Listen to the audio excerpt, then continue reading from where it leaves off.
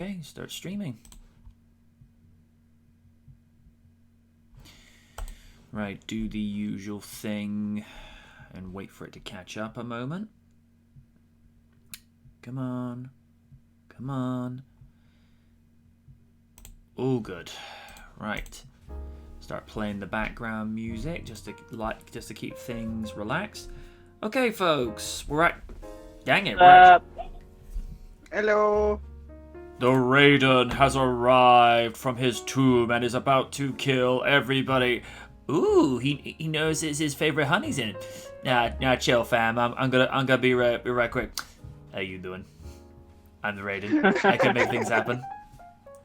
I'm everything that they say I am. That's kind of sort of how I talk. So thanks.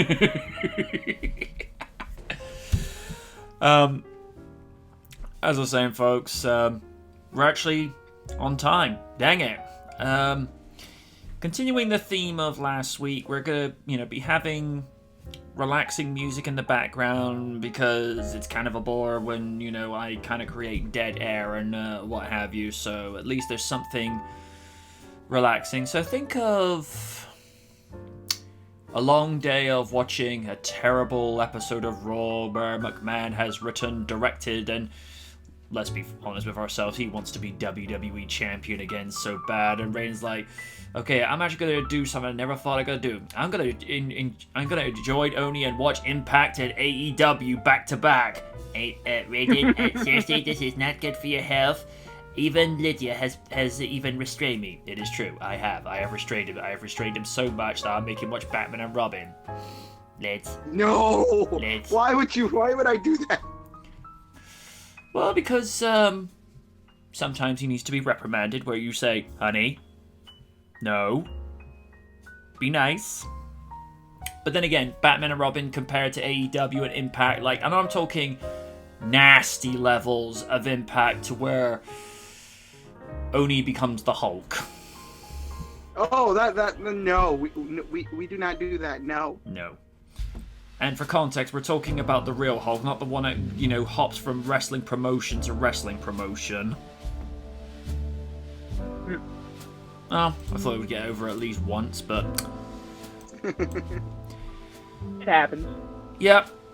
We are hoping for both Kaiju and... Oh! I notice a certain... roguish elf is going to be popping up. I will merely confirm.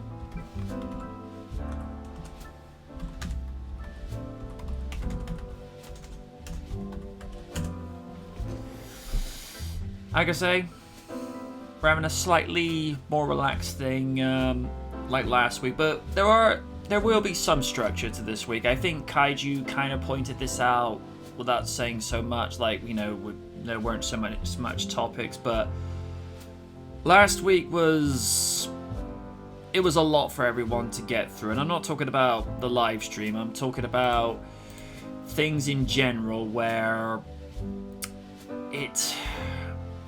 everyone just needed to relax a little bit. And just a heads up, hello to the amazing Sean Retro, the dependable Stephen Walker, Dan the Dan Williams. How you all doing this evening? Because like I say, last week we just needed a little break from wins. I'm not going to go into details, folks, because she's feeling a little under the weather. So if she joins us, awesome. If not, it's all good. We'd rather happy and good win as opposed to, well, the dark side of win. Particularly when she goes all psychotic Lena Inverse mode. The sort of things that keep lids awake at night. It's like the idea of... It'd be like the idea of... let's think of something really creepy that is like the complete polar opposite of like Oni would do. Like, I don't know, go become a lifetime member to the Hulk Hogan fan club. That would make me suspicious. It's like, who are you and what have you done with my with my husband. Although that's assuming Hogan has a fan club these days. He still does. People are still delusional. And we have the astounding man and myth of logic, the Co-92. Good evening, sir. How are you?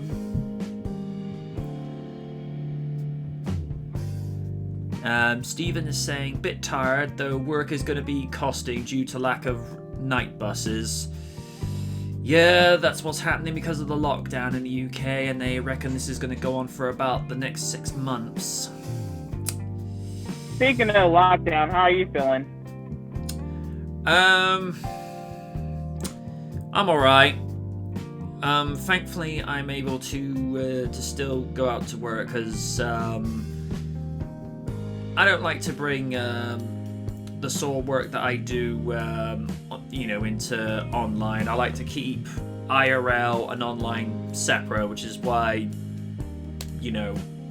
only a few handful actually know my real name, and it's not something I bring into live streams or YouTube, because I like to keep the real person and MJ separate so that there's like no crossover, if that makes any sense to you.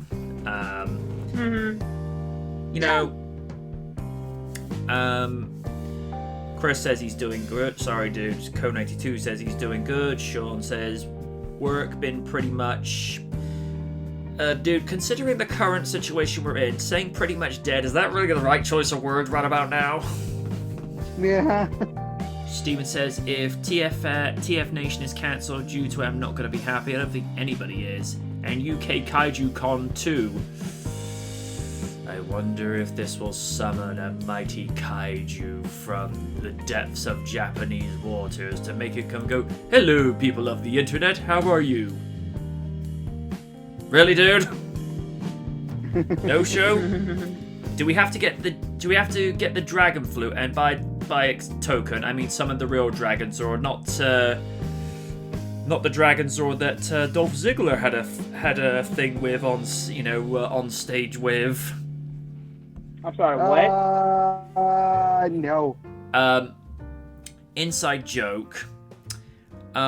Because of the way Vicky Guerrero used to screech around 2011, 2012. Okay, I get it. Random would refer to Vicky Guerrero as the Dragon Zord, and that's why on RDR we affectionately refer to Dolph Ziggler as Tommy for a while. Oh my god. Oh, I see. And it's a funny thing. If you mute Dolph Ziggler's Titantron music and play the Green Ranger theme, it fits perfectly.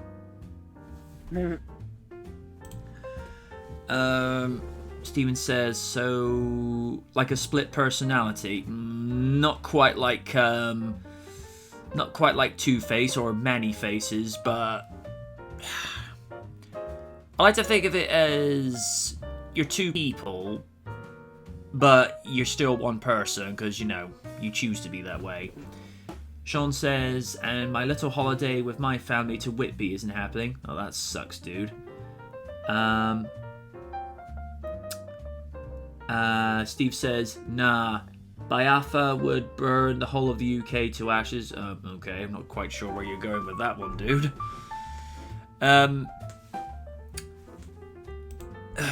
We may as well get into some of the topics for this evening. Oh! This may, or may not, amuse a certain awesome First Lady. Let me just bring this up a second. Original Arrow ending showed Oliver Queen inspiring Batman. Huh? What? No. No. Arrow's original ending was meant to show Oliver Queen inspiring Batman. Mark Guggenheim, thank you, helped create the show, and he visited the Fake Nerd podcast to talk about the series. The consulting producer is coming off a huge year with both the conclusion of the show and Crisis on Infinite Earths.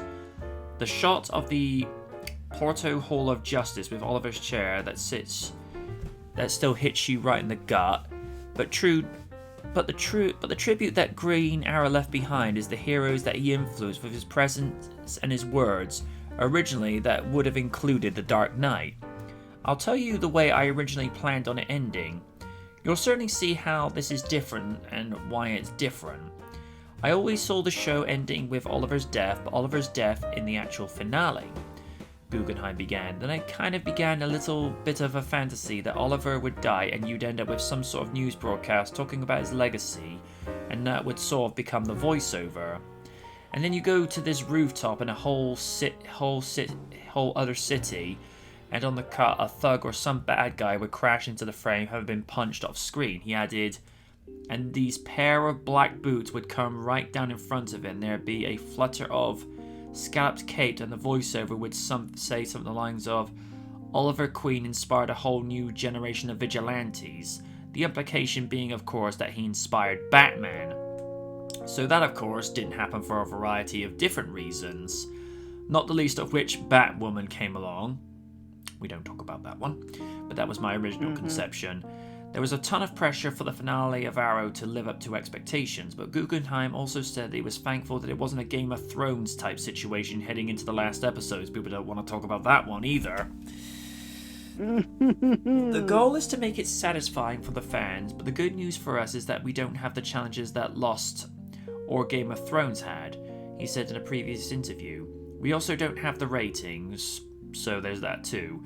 But I feel the pain of Damon, Beanoff, and Weiss. It's hard. It's a hard thing to do in a way that satisfies everyone.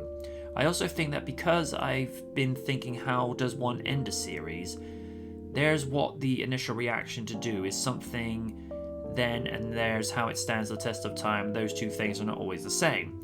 How would you have reacted to Batman being in the Arrow finale? Let us know in the comments. And this comes from comicbook.com. What? Oh my No. God. That is fucking stupid. No. Let me just tell you. Oh dear. I am happy Arrow has ended, because good Lord, you would have so much. You know what? Continue, so I can get this thing off my chest. I'm reading through the comments here. Steven says he was talking about my character, the fire tiger god, like one of his fan characters. Co92 says that makes no sense. Steven says, which version of Batman? Yes. Also found an item which may interest a few people. Also on a side note, this Tuesday coming up will be the 5th anniversary of Thunderbirds Are Go premiering at the BFI. Sean says, Batman swear to me. My thoughts with regards to Arrow, it won't be as much in line as everyone else because I only saw the first 2 seasons, so I'm way out of the loop because I've heard there's been so much, so many problems with regards to writing, shipping, fan backlash from the fan backlash, and more backlash from the backlash, more backlash from the backlash. And it'll be all on pay-per-view this Sunday for only $9.99. Sorry, I couldn't resist. The way I understand it, you know, because Stephen Amell has been there from day one, and the only thing I agree with in any relation to Batman is that the first season of Arrow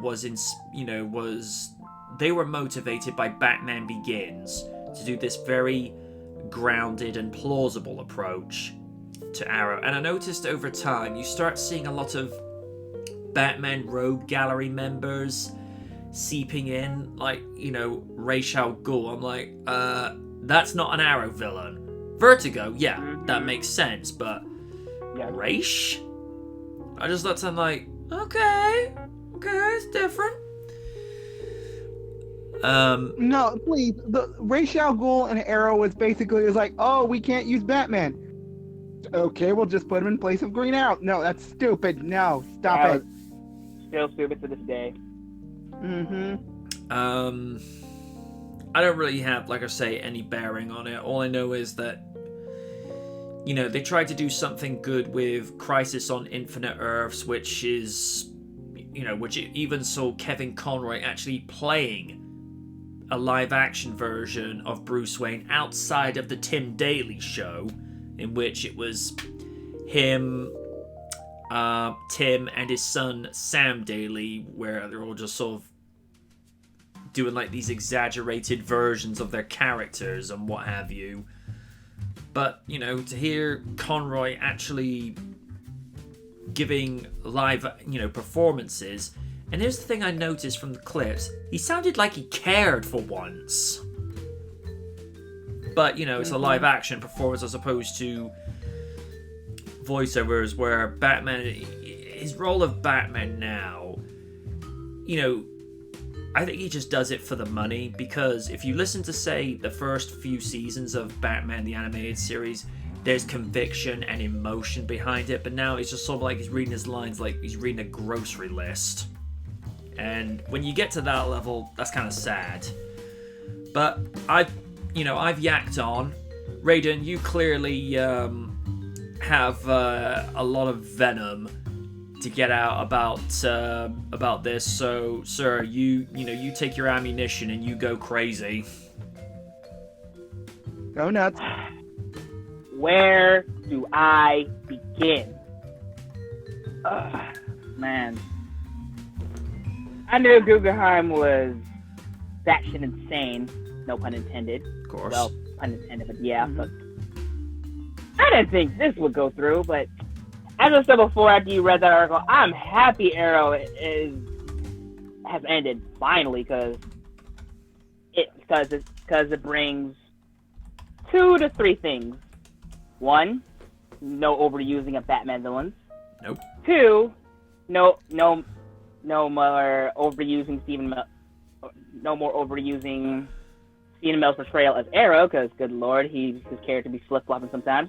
And 3rd, and I damn sure know that Miss First Lady Awesome will agree with me on this, no more Felicity. Oh my god. But yeah, this is the most ass-backwards things I ever heard since Batman, in a sense, came before Green Arrow. So the fact of the matter, they just made him second Batman, to me at least, was just a giant slap in the face. We really liked the character ever since seeing him, for me at least, in Justice League Unlimited. A fun-loving but hard-working person who wants to get his life in order.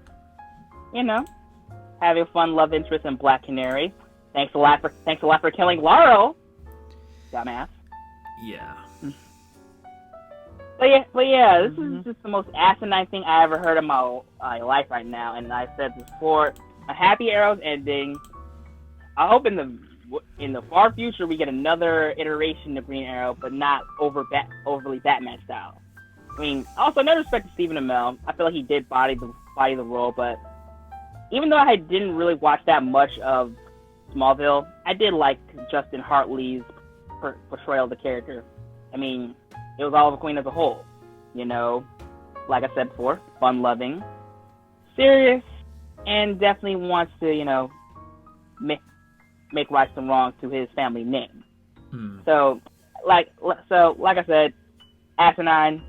Glad Arrow's ended, and I wish nothing but the best for Stephen Amell's future. And hopefully, for all of Green Arrow's sake, it doesn't get another bastardization that much ever again. Okay, I'm done.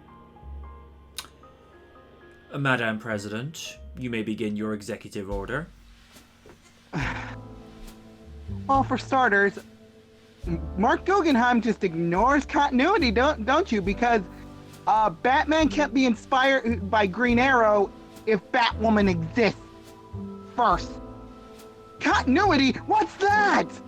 I mean, I'm sorry. From season 1, I love the show. Season 2 was great. And I keep saying it started falling flat on its face in season 3. Oh yeah.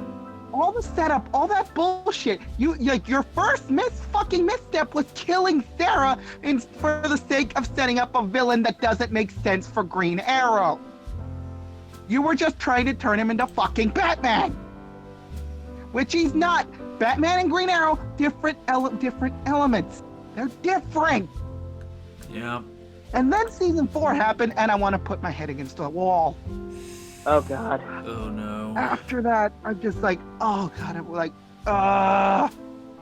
Season 5, you tried. It was a good effort. It was much but better. After season 4, yeah, good. Season 4, no, not season 4. Season 5 was actually good. It picked itself up from the mess that it trudged itself in season 4. But by that point, for me, it was too little, too late. It's like, no, I was like, then the whole shit with Olicity. I'm sorry. Season 2, I thought it was cute and a nice setup, but the problem is Black Canary was still a thing. And you were ignoring that fact. And the fact that at the end, it's like, oh, you're like, she and the Laurel in this Earth, this new revised Earth, was married to Tommy the entire time. First of all, Arrow, you gave me back Tommy, thank you. But in the final fucking episode, that was a big middle finger to me. But you want to ignore continuity, fine, go ahead. But yeah, if they're gonna make another Green Arrow show, leave you out of it, kick you out of the room because you are not allowed to touch the Green Arrow property ever fucking again. Sounds like a certain person me and Wind don't like. Mm-hmm. Yeah, to a certain degree, yes.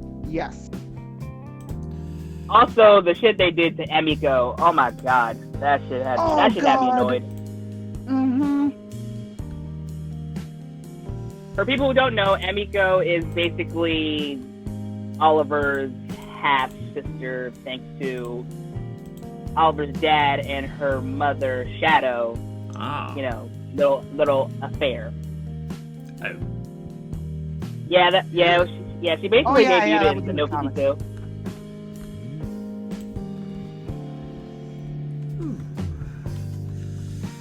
Okay, I think we can. Yeah, we can put that to bed. Yeah, we can. Yeah. Safely say nobody liked the idea of Arrow inspiring Batman. Dan says the Arrowverse is dead to me. I didn't even bother with clickbait woman. Well, that's far too kind. Ooh. I mean, shit. From a YouTuber I love watching, from Jay Longbone, just looking at the reactions to the episodes, makes me glad I never wanted to watch that in the first place.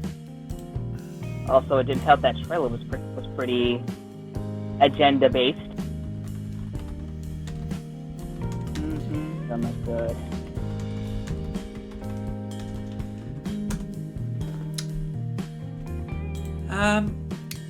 Onto something a little more pleasant, dependent on how you view this. For those that may or not have been paying attention to my Twitter, and I'm going to put this in for everyone else to see. Go to the damn page already. Oh, sweet. Look what finally came in the mail. Right. And I'm going to say, folks, I love it. The only trade-off is with this, you have to do it in a cold wash. That's the only trade-off, but you know what? I'll gladly take that because, hey, you know, I get to have a t-shirt that Now, for context, the only things on there that is actually mine, and before anybody saying, oh, you stole this, that, Canva had the template in the background as royalty-free, which means I could use that on multiple things and not pay a penny because, like I say, they've left it up to do as they need. And also because they know that people need resources just to be able to get their t-shirts out. So, folks, I'm going to say this in the comments section. Who wants the link? And Teespring have offered me discount codes. So, if anybody's interested, I may just put discount codes to that, and I'll hand them out as and where afterwards, because I've got until 11:59 UK time Monday night to hand them out. So if you guys want to be able to pick up that t-shirt, starting tomorrow, I'll, discreetly give you the discount codes, and you get 10% off. Oh, Steven wants some. Right, okay. What I will do now, if I go straight... Yeah, it really would help if I knew what links I was looking at. Right, my Teespring page. Come on. Gimme. Besides, Steve wants to buy a t-shirt, and that's awesome. Right. Go to the damn link already. Oh, just so you know, Steve, you can actually get more than one color. It's only with the nerd t-shirt that I just do one specific ones, but alright, Dan wants one as well. Okay. There we go. So yeah, folks, that's finally available. Well, to be fair, the t-shirt's actually been available on my Teespring page for a while. It's just nobody's been buying, but I'm wearing it. I love it. And, hopefully you will too. Okay. Yep. Code92, am I presuming you want to get one as well? I'll DM you the link. Let's see, where is Steven? Ah, there is Steven. Okay. Right, that's me done advertising my merch for a while. We'll go back to something else a moment. Sunday Night Live, sponsored by Teespring. Why not? Well, they do actually, advise that, to advertise your merch, whilst you're in a live stream. So, why not? So, got that done. Let's see. Something that we can cover. Oh, here's something that we can cover whilst we're waiting for other participating regulars to come in. Let's see. This came from comicbook.com as well, and it simply answers: should The Undertaker have retired after Brock Lesnar broke his undefeated WrestleMania streak? Well, I can answer that already. Yes. The article reads, ever since Brock Lesnar ended the Taker's undefeated streak at WrestleMania 13 2014, wrestling fans have debated over whether or not the decision to book the ending of the streak was a good idea. It wasn't. But even with that result, The Undertaker has continued to work for WWE on a part-time basis, and while the 55-year-old future Hall of Famer still brings the star power he had in his prime, the in-ring results have been noticeably mixed, so much so that his WrestleMania 36 feud with AJ Styles has been centered around the idea that he's possibly stuck around for too long. I have to agree. So let's ask the question: should The Undertaker have retired after his streak ended, or has his career since then been solid?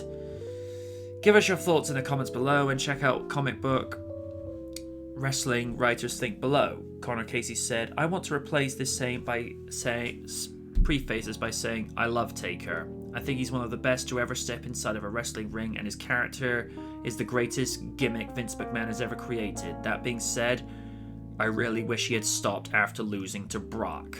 I'm not saying that he's hurt his overall legacy, nothing can touch that, but I fear people are going to look back at this post-streak run and think, yeah, he stuck around for too long, and it wasn't pretty at the end. His WrestleMania match with AJ will be his 15th televised match since WrestleMania 30. Okay, that's shocking. None of which will have lived up to the standard he was back in the late 2000s, and only a couple that can be considered okay. He's been caught in some strange booking decisions. That SummerSlam finish with Brock, his non-feud with Cena, and found himself in some truly awful matches. Hello, Saudi Arabia. Their words, not mine. Now, whenever he comes to the ring, I don't see the unstoppable demonic force. I just see the years on the road wearing down on him. And each time they announce his next match, the question isn't what crazy thing will he do this time. It's Will he be able to get through the match without getting hurt? To be blunt, that sucks. I'll read one more comment. Evan Valentine says, absolutely 100% yes, but I have a unique spin on how the ending should have happened differently from what we saw. Understandably, this match just wasn't one of the biggest of both Undertaker's and Brock Lesnar's career, but it represented a pivotal moment for both wrestlers and their rivalry. So with that being said, I would have loved to have seen Lesnar officially become the spiritual successor to Taker by once again diving into the weird side of wrestling. No one else could be The Undertaker. Let's get out of the way. But giving Lesnar a mythos, or perhaps even a supernatural one in a vein to the Dead Man and Kane, would have been amazing. No, that would be terrifying.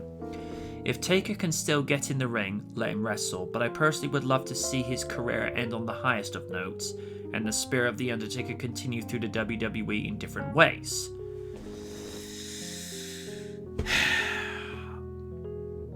Taker, if you ever listen to this, I doubt that you will, but if you ever do listen to this, please call it a day.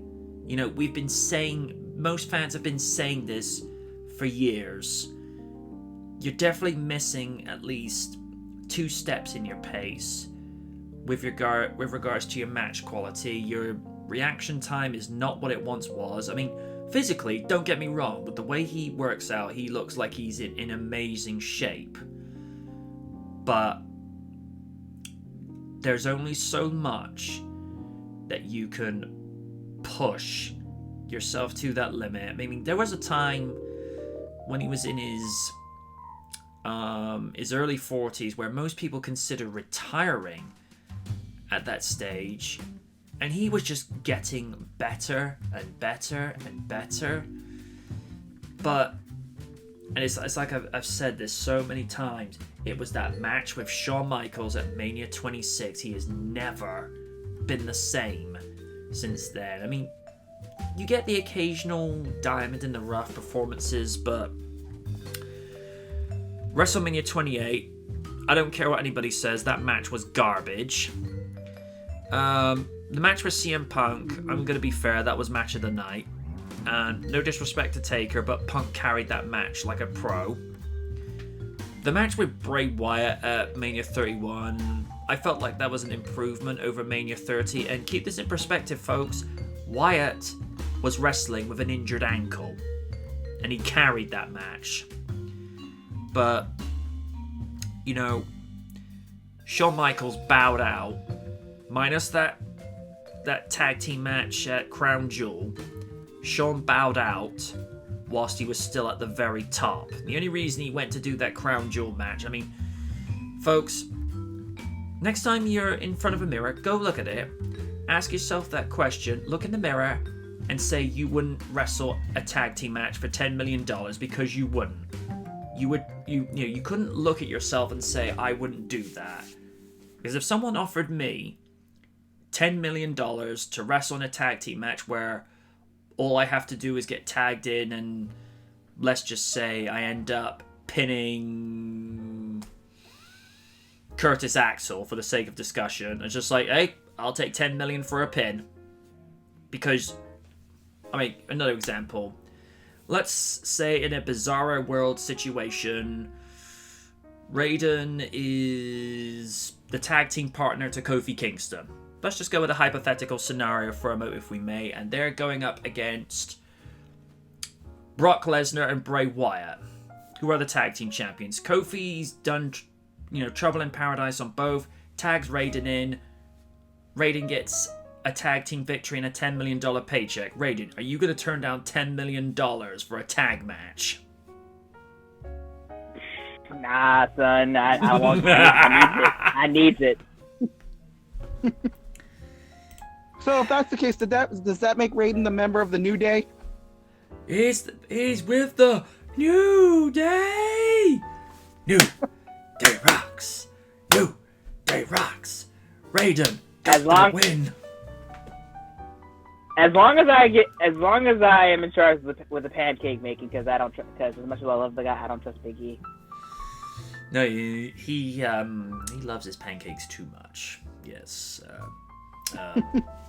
Biggie, there are therapy groups that can help you with that because I'm pretty sure the pancakes don't like that either. Well, I thought I was going to get at least one laugh, but never mind. No, it's all good, though. It's all good. I prefer waffles. I'm just kidding. No, I like pancakes. Pancake waffles. That's a hybrid that exists. I won't make it exist. We'll make it exist. We'll do it live. And we've gone completely off. You take pancake you take pancake batter and put it in a waffle machine. Pancake waffles. And back to the original point of topic. We went from Undertaker should have retiring to pancake waffles with the New Day, or New Day pan waffles. Okay, never mind. Raiden, agree, disagree, or undecided? Should Taker have retired after losing the streak? Oh, wholeheartedly agree. He should have retired, but money, Vince doesn't know when to let go. I think that goes hand in hand every single year when it comes to legends retiring. So there you go. I mean, if you retired, things would have been more different. Like in my perfect world, Aleister Black would be like the newer version of Undertaker, but not really. Still, and just hold the WrestleMania streak. That's definitely like paying tribute a little bit, but doing things a little different. But hey, we live in a Vince world where new talent really doesn't get much the love they deserve. Unless your name's not Roman or Seth, but it is what it is. So, answer, I agree. Lesnar should have retired, but yeah, should have retired. So, yeah, as you say, Roman and Seth, Seth Rollins, the live-action personification of Eric Cartman, and Roman Reigns, The Rock, if he was devoid of personality and charisma. Kinda, pretty much, yeah. You know I'm right. Of course. You're not wrong. Madam President, what do you decree about Undertaker should have retired after losing the streak? Yeah, I think I completely agree with you guys. He should have retired after that point. But again, Vince needs cash cow, and who's gonna turn down that kind of money? But yeah, I think he. I mean, it's not like they can dig out Hulk Hogan yet again. Yeah, no, he actually really can. It's just, I honestly think that he should have quit while he was ahead, but it's like, I honestly think he actually should have quit after Shawn Michaels, that match with him and Shawn Michaels. But if that wasn't the option, yeah, him losing to Lesnar probably would have been better. Yeah. Hey, it's like Rocky Balboa once said, it is what it is. Steve says it right there. Vince just wants the money. Oh, got to have the money. In a weird way, Shane's Titantron music actually fits Vinny more than Shano. It really does. Dan says, Roman seems like a chill dude. That's probably why I can't hate him. Maybe the fact that he'll be unable to fight Goldberg at Mania this year is actually a blessing in disguise. Oh, yeah, there's, Yeah, he obviously did that for health reasons, because he's, because of his leukemia. Well, that's what happened. Oh, God, I can't even say it. My brain's not working. That's not what I heard. Apparently, Roman's had to self-quarantine because apparently he's gone down with the virus. Wait, what? That's what I've been hearing. You heard about this? And apparently Daniel Bryan's had to do the same thing. Again, word on the wire. I don't know if that's legit or not. And one of the things that WrestleLamia, I don't know if you ever watch his channel on occasion. He actually comes up with a lot of good stuff. I subscribe to a lot of his stuff. Yeah. One of the things that's being possibly talked about as a replacement for Roman Reigns is Goldberg going against Braun Strowman. Ooh. And especially with the trouble Strowman, especially how Strowman's been acting. Oh yeah, good luck with that.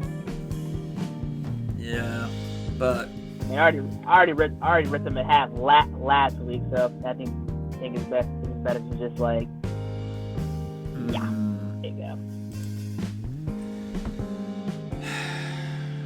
All right, we can cross off. Should Undertaker have retired? I think that this is something that me and Pete the Cartman, the one who had the nickname of Eric Cartman before Oni, there'd be a couple of times where either my brother or my dad would have said that, go, son, Cartman's on the phone, and Pete would just pick up the phone and he goes, do you know how much I love your family right now? And it's just like, yeah, it's like, what's it to you, you fat dick? And he's just like, oh, fuck you too.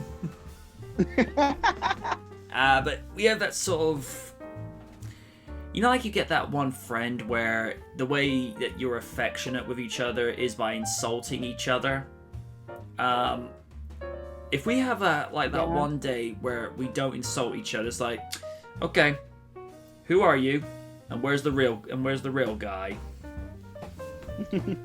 But it's the same thing, like with me and Oni. I mean, yeah, we do take jabs at each other, but if one of us, was in trouble, it's like, okay, drop your shit, let's go help Oni. It's just that way. And it's the same thing with Weaver. I mean, yeah, we mock him because of, how he doesn't like Mark Henry and what have you, but the guy's a little brother to all of us. We do anything for that kid. He blows things out of proportion on occasion, but, we all do on occasion, and, he's a good kid.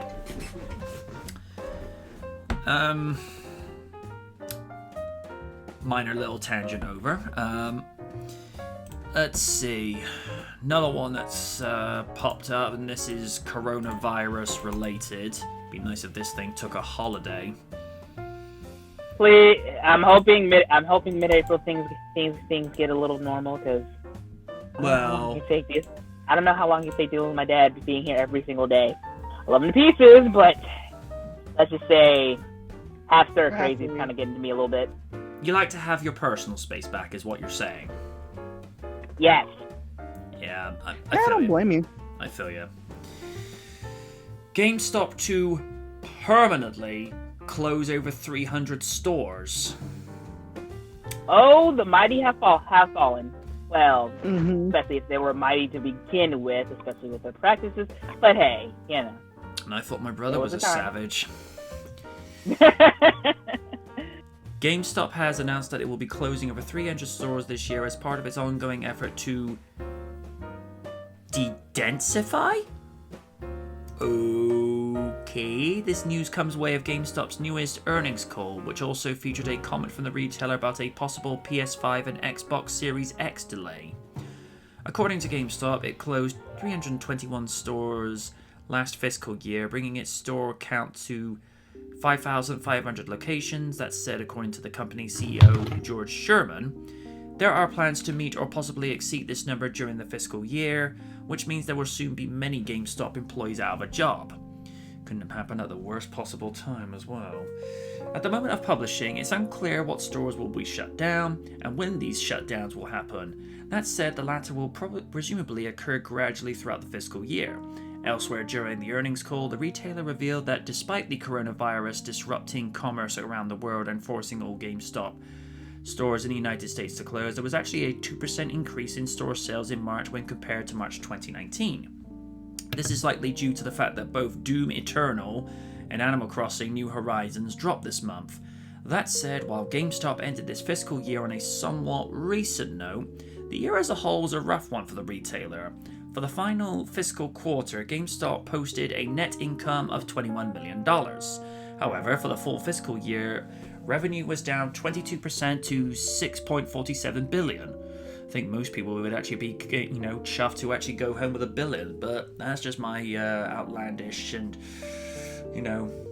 idea for, taking home good money, and I completely blew my line of thought, which translated to a net loss of $479.9 million. Damn.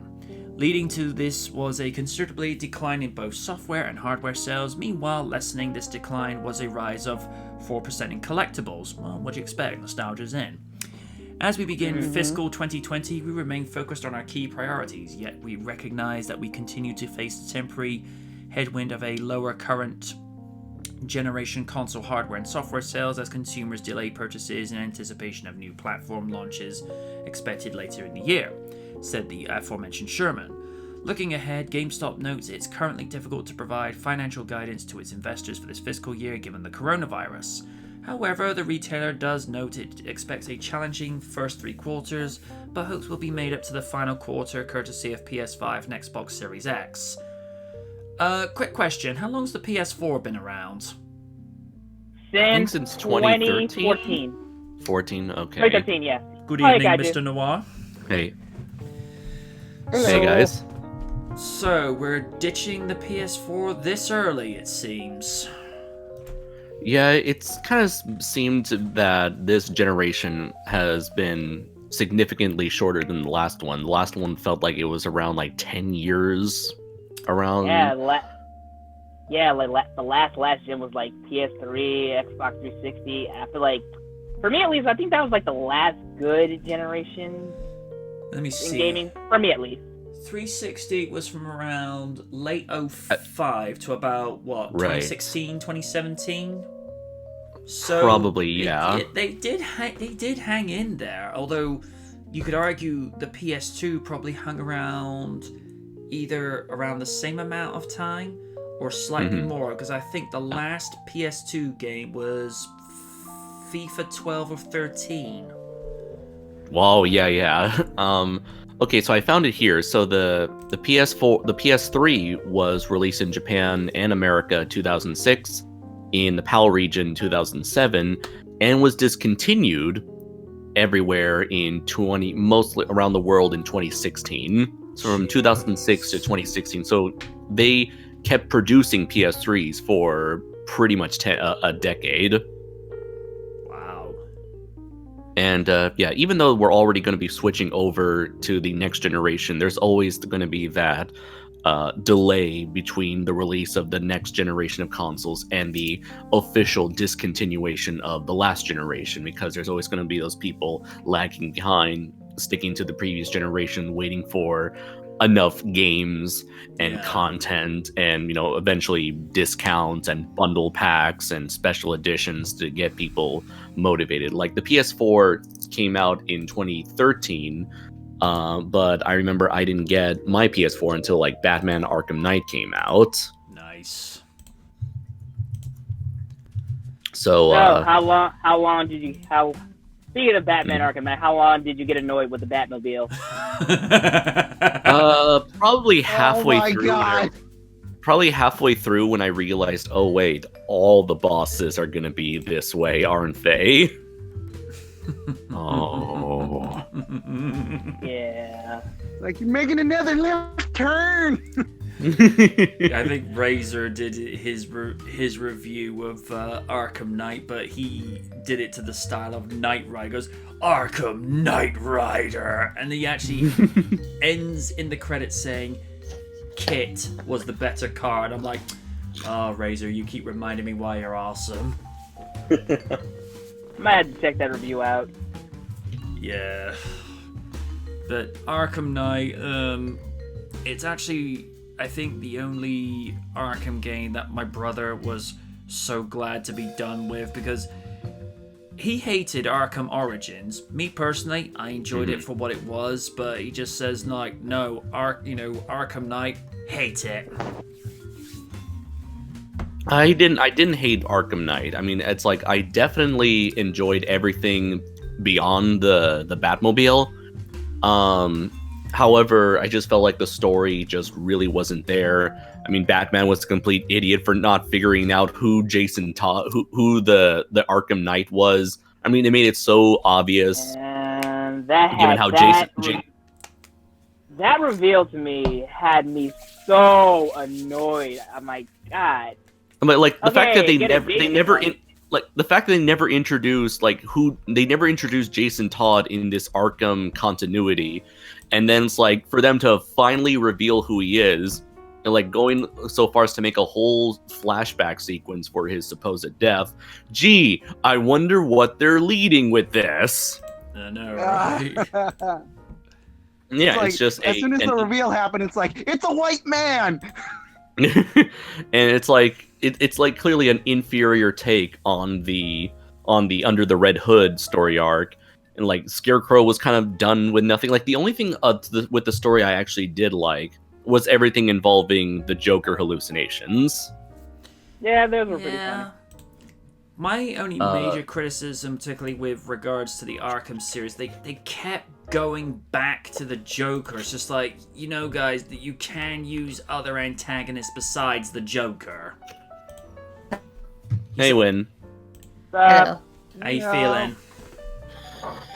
Throat's a little scratchy, but I have some tea with honey right by me, so as long as I just kind of drink tea throughout all of this, I should be okay.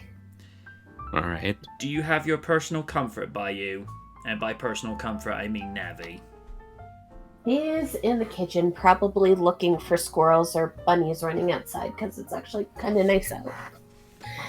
Because April's just a few days away, so Monday on, it's going to be pretty warm.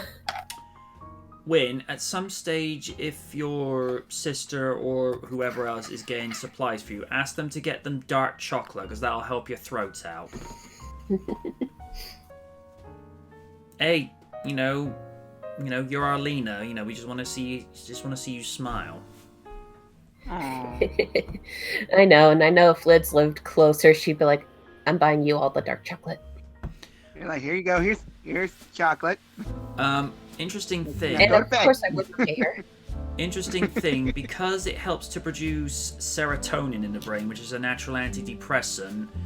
By extension, that can actually help people out with sciatica, because sciatica is not just like muscle strain and what have you. It's also to do with anxiety, and so if you get antidepressants which make you feel chipper, because I had this problem whilst I was self-isolating, because I had one evening where I only got 4 hours sleep because I couldn't fall asleep too easy. Ate about 4 or 5 bars. Yeah, probably a little too much, but you know, it's like, well, if I'm gonna suffer, at least I'm gonna have some tasty food and what have you. And within about 3 hours, it didn't get rid of it, but it brought it down to a level where I'm like, okay, I can actually sleep now. Because sleeping whilst you've got nerve pain, not fun. I can imagine. The guys are saying, Steve's saying, Win, hope you're okay. Dan says, get well soon, Win. You're too valuable to lose. Steve says, we all care, Win. Sean says, they couldn't use Killer Croc with his big rock. Oh, I was waiting for that. But it was a big rock. I'll be okay. It's just it's a sore throat. No other symptoms. I just kind of woke up with a scratchy throat and only a little bit groggy because after recording with Anshoma the other night, I was being regaled the horror stories of G-Fest. Oh yeah, we were just like going in depth with that, just talking about how kind of a joke G-Fest is compared to other conventions. This topic is going to concern Lydia in a moment. Oh, we didn't get to roast GameStop. All right, Raiden, go nuts. Oh, this is gonna end well. I'm scared. Hang on, I got you, fam.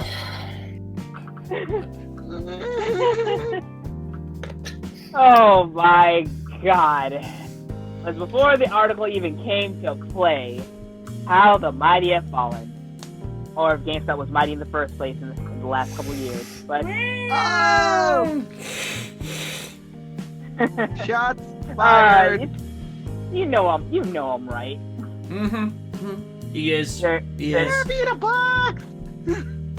Seriously, There's it's like There's even like a certification stamp saying Raiden was right. Deal with it. oh my god, please trademark that. But yeah, as I was saying, virus or not, we all know for a fact GameStop wasn't going to last for the next couple of years with their shady business practices. Even with Reggie Fils-Aimé coming on board, he wasn't going to say that to begin with. We all had hope, but in hindsight, in GameStop cases, hope is for the weak. If you don't get 2% off of your gaming buying, yeah, can't say I didn't see it coming. So GameStop used to be one of the best in gaming known to offer, but you're just now a glorified collectible shop, which actually intrigues me. But yeah, I can get better collectibles from you guys and known to men. So R.I.P. for the time being. Is anyone ready for a roast from Lydia? Ooh. Go ahead. The First Lady of Awesome has the podium. Congratulations, GameStop. You tried to do something smart and you fall flat on your face. I mean, GameStop hasn't been relevant for some time now, and the fact that I'm not happy that they're closing. It's a terrible situation, but you should have learned better. The fact that you didn't want to close your stores because you were essential. I'm like, no, you're not. Grocery stores, places where you can get food, doctors, hospitals in general, any place that that needs service, that's essential. That's why. Mainly for gaming, because nowadays, aside from systems coming out, a lot of people are transferring to PCs. Yeah, the fact of the matter is, you think you're essential when you're fucking not. If I wanted a Funko Pop, I could just order it online. Easy peasy. Yep. Amazon. That too. There we go. The point is, you messed yourself up, and now you're paying the price for your own stupidity.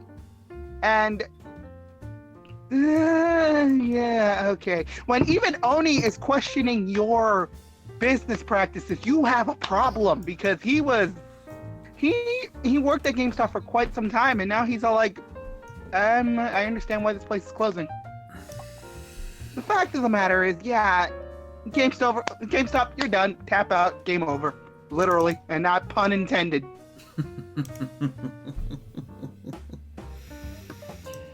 Kaiju, do you have anything to throw in on that? Not much. I don't really have anything that hasn't already been said by these guys. I mean, GameStop has been, struggling for the last several years, and even with Reggie Fils-Aimé at the helm, it's like I doubt they can really do anything about it.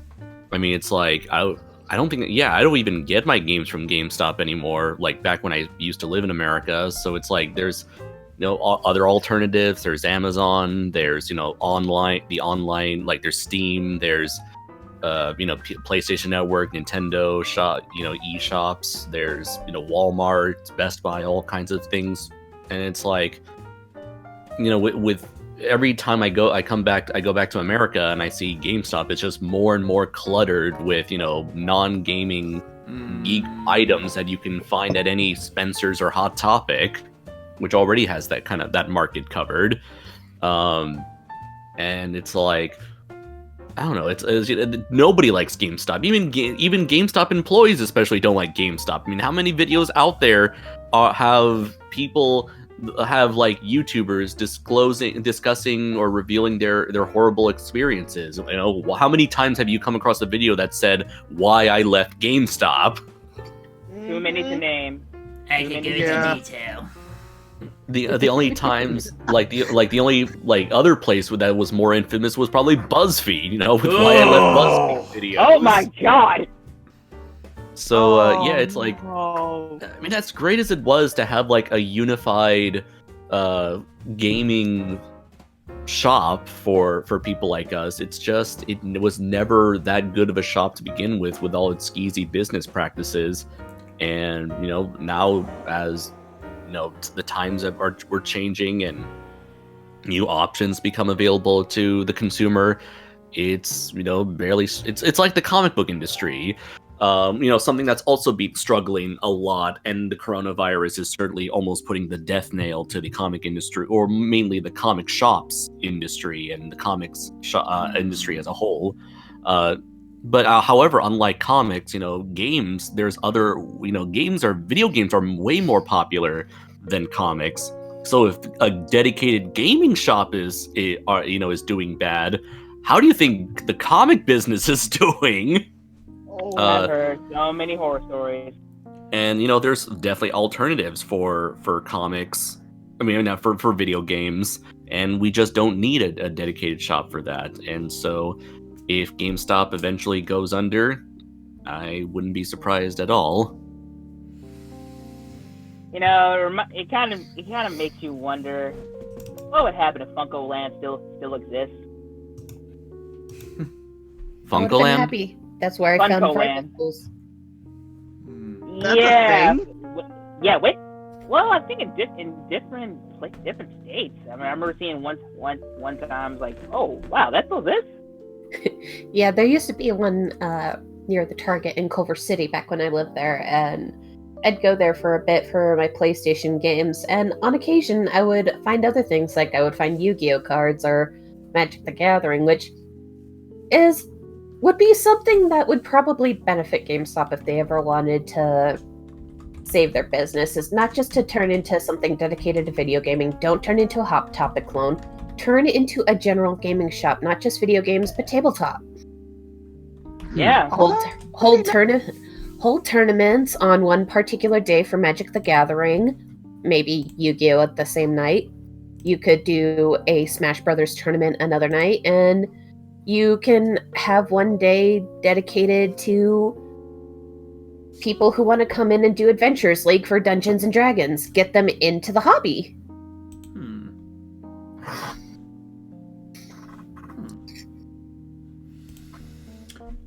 Wynn, did you have anything to put in with regards to GameStop closing, or? Aside from what I said just now, that if they really did want to save their shops, because it's closing over 300 stores, so other stores are still open. So if they feel they have any hope left, just turn into a general gaming shop. And if Reggie has ideas, listen to the man. He's worked with Nintendo, and he saved Nintendo of America. He's pretty much the Gordon Ramsay of gaming. Minus the F-bombs. Minus the shouting. Okay. And he looks snazzy in a suit. Now, as I said, this next article from MovieWeb.com will concern Lydia. Disney Plus asks users if they want Buffy, Firefly, and other mature content. Yes, gimme. I want my Firefly. Disney Plus could be adding some more mature content in the near future, according to Elite's user survey. Shows like Buffy the Vampire Slayer and Firefly, it's surreal to know Buffy's now part of Disney, were among some of the shows asked about in the aforementioned survey. Disney jumped into the streaming game late last year and has some pretty significant success thanks to their vast vault of material and new original content like the first Star Wars live-action series, The Mandalorian. For the most part, everything is aimed towards families. The Disney Plus user survey has been confirmed to be real. In addition to Buffy the Vampire Slayer and Firefly, shows like Modern Family, How I Met Your Mother, Blackish, and Malcolm in the Middle were also included. The poll asked users to rank how likely they'd be open to seeing each of the shows in an effort to see if the majority of people would be okay with more adult-friendly content being added to the streaming service in the future. This seems like a no-brainer for the streaming platform. Buffy the Vampire Slayer and Firefly were obtained by Disney when they purchased Fox along with Malcolm in the Middle. The Buffy series contains a lot of adult themes like sexuality and drug use, so it'll be interesting to see if Disney Plus decides to bring this beloved series into their platform. There have been a lot of people who have been wanting Disney to add more adult-themed content, and would be a wise decision since a few of these shows would bring in new subscribers in a heartbeat. Plus, even though these shows have some adult themes, they're still rather tame. Get me started, Win. Disney Plus is fine, I'm still dealing with my cold. Disney Plus and other streaming services are currently gaining a lot of viewers thanks to millions of people practicing social distancing. That's a term I'm gonna be glad that becomes non-existent in a year's time. Sick of that. The world is in need of entertainment, and the streaming services are providing a lot of it. Disney has gone out of their way to add content earlier, like Frozen 2, which wasn't scheduled to be released for another 3 months. The studio will more than likely be exploring other options too, which could be teased by this user survey. The kids will go to sleep and mom and dad will need something else to watch, so bring on the more adult material. With Disney considering bringing some of these shows on board, we could see the studio as a whole start to loosen up with more adult-orientated material, like Mickey Mouse After Hours. Nah, I'm kidding. That's not that's not meant to mean that Deadpool 2 will be coming to Disney Plus in the future. No, it will not. But it does seem to point forward as the streaming game starts to evolve and change. More and more people are going to be relying on streaming services for entertainment in the next few months. Comic Book was the first to get the official confirmation that the Disney Plus user survey was the real deal. Well, if they get Buffy specifically on Disney Plus, that may sway my decision to go over to Disney Plus. But I don't see them bringing Angel in, because Buffy, in terms of the levels of darkness and gothic-themed content, Buffy was tame compared to Angel. Angel didn't just cross the line; it pole vaulted. Did a triple jump, and then did a double dismount 5 miles over the line. It went over there and just didn't care. Because some of the episodes that went really deep, Season 5's Unleashed, with the very rare werewolf breeds that Angel ended up dating going into the series, which I thought, okay, that's kind of weird. I mean, you're a vampire with a soul that's got the clause, oh, by the way, if you experience true happiness, you go back to being Angel. It's damn it. So he, and Liz will back me up on this because, she's a Buffy and Angel fanatic. You get Wes saying, Angel, you are entitled to adequate love. I mean, imagine it's saying that to your girlfriend. How was it? Oh, it was simply adequate. Be like, excuse me? I think the point of that is the reason that he lost his soul wasn't because he had sex. That's not the issue. If that's the case, he would have lost his soul when he slept with Darla back in season 2. No, he lost his soul because having sex with the woman he loved made him happy and he was content. Boom, that's when he lost his soul. He was actually for once genuinely happy. And that's what the gypsy curse was. Was the reason that he lost his soul. Yeah, but you get where I'm also coming across saying to his girl, that'd be like, let's say for the sake of conversation, Raiden and Ashley are a couple in some alternate universe, and Ashley, I don't know, gets him a couple of games and whatnot, and sets him up some nice birthday. How was that, honey? Oh, my dear, it was adequate. Excuse me? And there's just really huddled up guy. No. At that point, you'd be sleeping on the damn couch. I would have to pop into Raiden's alternate future and go, Gary, run for the hills. Oh god, that is an alternate future because I would not say that. But yeah, and then of course there was that other episode of Angel where Angel visits that family where that kid is possessed. Ooh. Ooh. That was super dark. Yeah. Mm-hmm. So and then I believe there was an episode in season 2 where it's this girl has telekinetic powers because she developed them because her dad was abusive and did other things to his daughter. Ew. no. Exactly. It's an episode about like it's just like I don't know how to say it. You'd have to watch the episode in order to find out. Like there are a lot of layers to that episode, and if you want to save yourself the time, there is a channel on YouTube called Passion of the Nerd. He does like a different analysis of different episodes of Buffy and Angel, and he's gotten to that episode, and it'd be good if you want to go right ahead and watch it. I would highly recommend it. Based on what you've just given me with a brief description, I think I'd do well to avoid that episode. I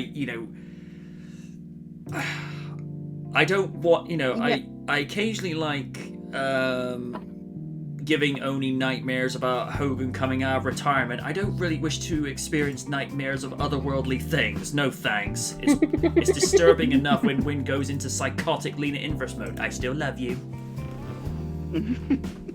But yeah, I can't see Angel being put over to Disney Plus. Buffy, as deep as it could go, would you agree that compared to the stuff Angel was covering, Buffy was tame compared to Angel? Liz, that's an actual question.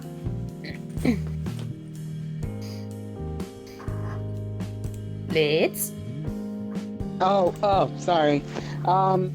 Yeah, I would actually be okay with Buffy ending up on Disney Plus. The talk about the fact, well, we want to keep it family friendly. Dude, you have The Simpsons on there. That's a lot worse. Like, and there are gonna be times where you have Family Guy on your back lot. You do not have the right to talk about what's family friendly and what's not. For God's sakes, Thor decapitates Thanos in Endgame. You do not have the right to talk about what's family friendly, what's not. Okay? The Mandalorian has a few dark moments too. Not to mention, yeah. do I need to remind you about Sleeping Beauty's scene with Maleficent turning into the dragon? My mom would regale me stories of how that scared the ever-loving hell out of her as a kid. Oh, that's my favorite scene. Now you face me, oh prince, and all the powers of hell! So, but the point is, Disney, you don't have carte blanche to say, oh, we want to keep it family friendly. You do not have the carte blanche to do that. That being said, I would actually like to see Buffy on there. Hell, I would love to see Firefly on there. For those of you who missed out on this gem of a season, go watch it right now. Find it somewhere. It's a really good show, and did not deserve to get canceled after one season. At least they had the decency to give us Serenity to kind of wrap some stuff up.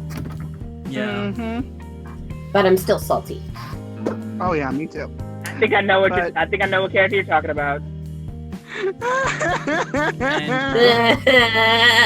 And because I've seen that scene multiple times thanks to What Culture.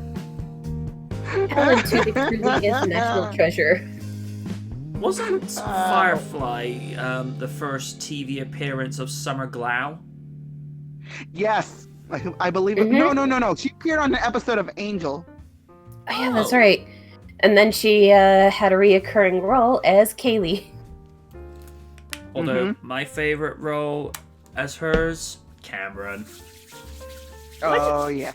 If I know my Arrow knowledge, didn't she play Isabel Rocha / Ravager? Yes, she in did. season 2? She did.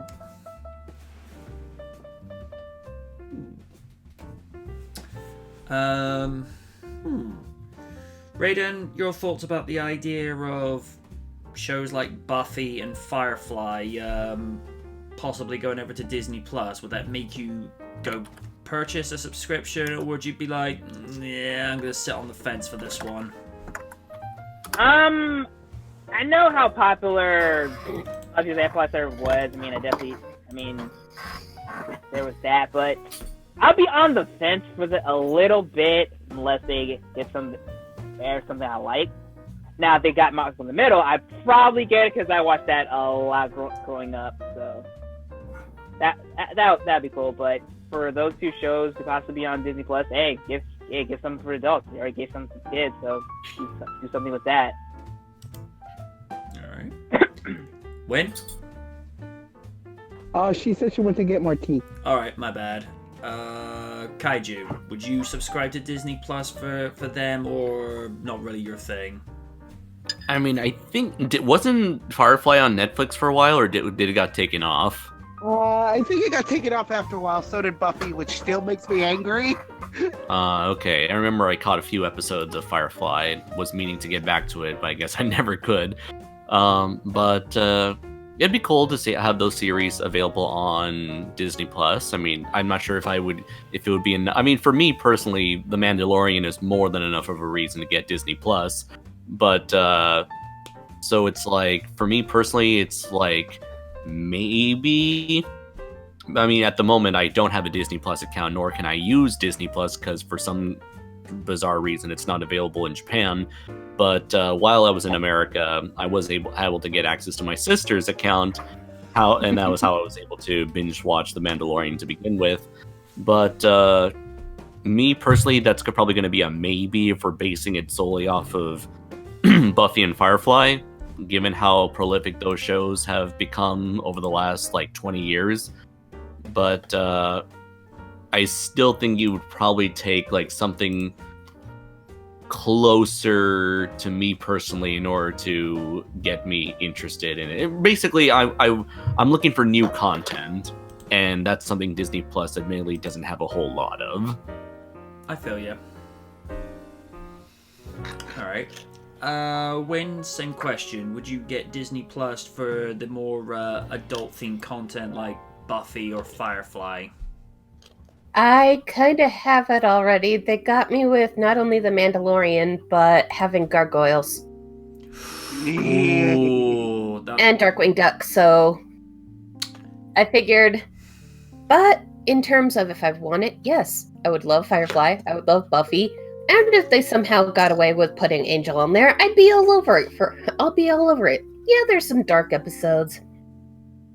Like when Fred became the vessel to that ancient being. I forget her name at the moment.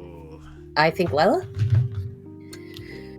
Like I said, it's been forever since I've seen Angel, but at the same time, there's fun moments too, like where Angel got turned into a puppet. And Spike would not let up on making fun of him about it. You're Spike, a weird get little out. puppet man. You're a bloody puppet! And he proceeds to beat him up as a puppet. What can I say? I love Spike because, aside from Alan Tudyk being a national treasure, so is James Marsters. I know. Yes. And it's the weird thing with Spike. Either as a villainous vampire or as an anti-hero vampire with a soul, you can't help but love him. Because I like it where he got his body back and he goes, "Oh, suppose you can't give me some buzz for it." Right? Goes, "Nope, this is not for you." Goes, "Oh, you cheap."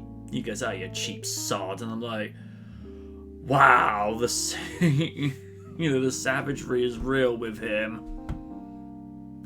And of course, this was something me and Pete picked up on when they were showing this originally in the early 2000s.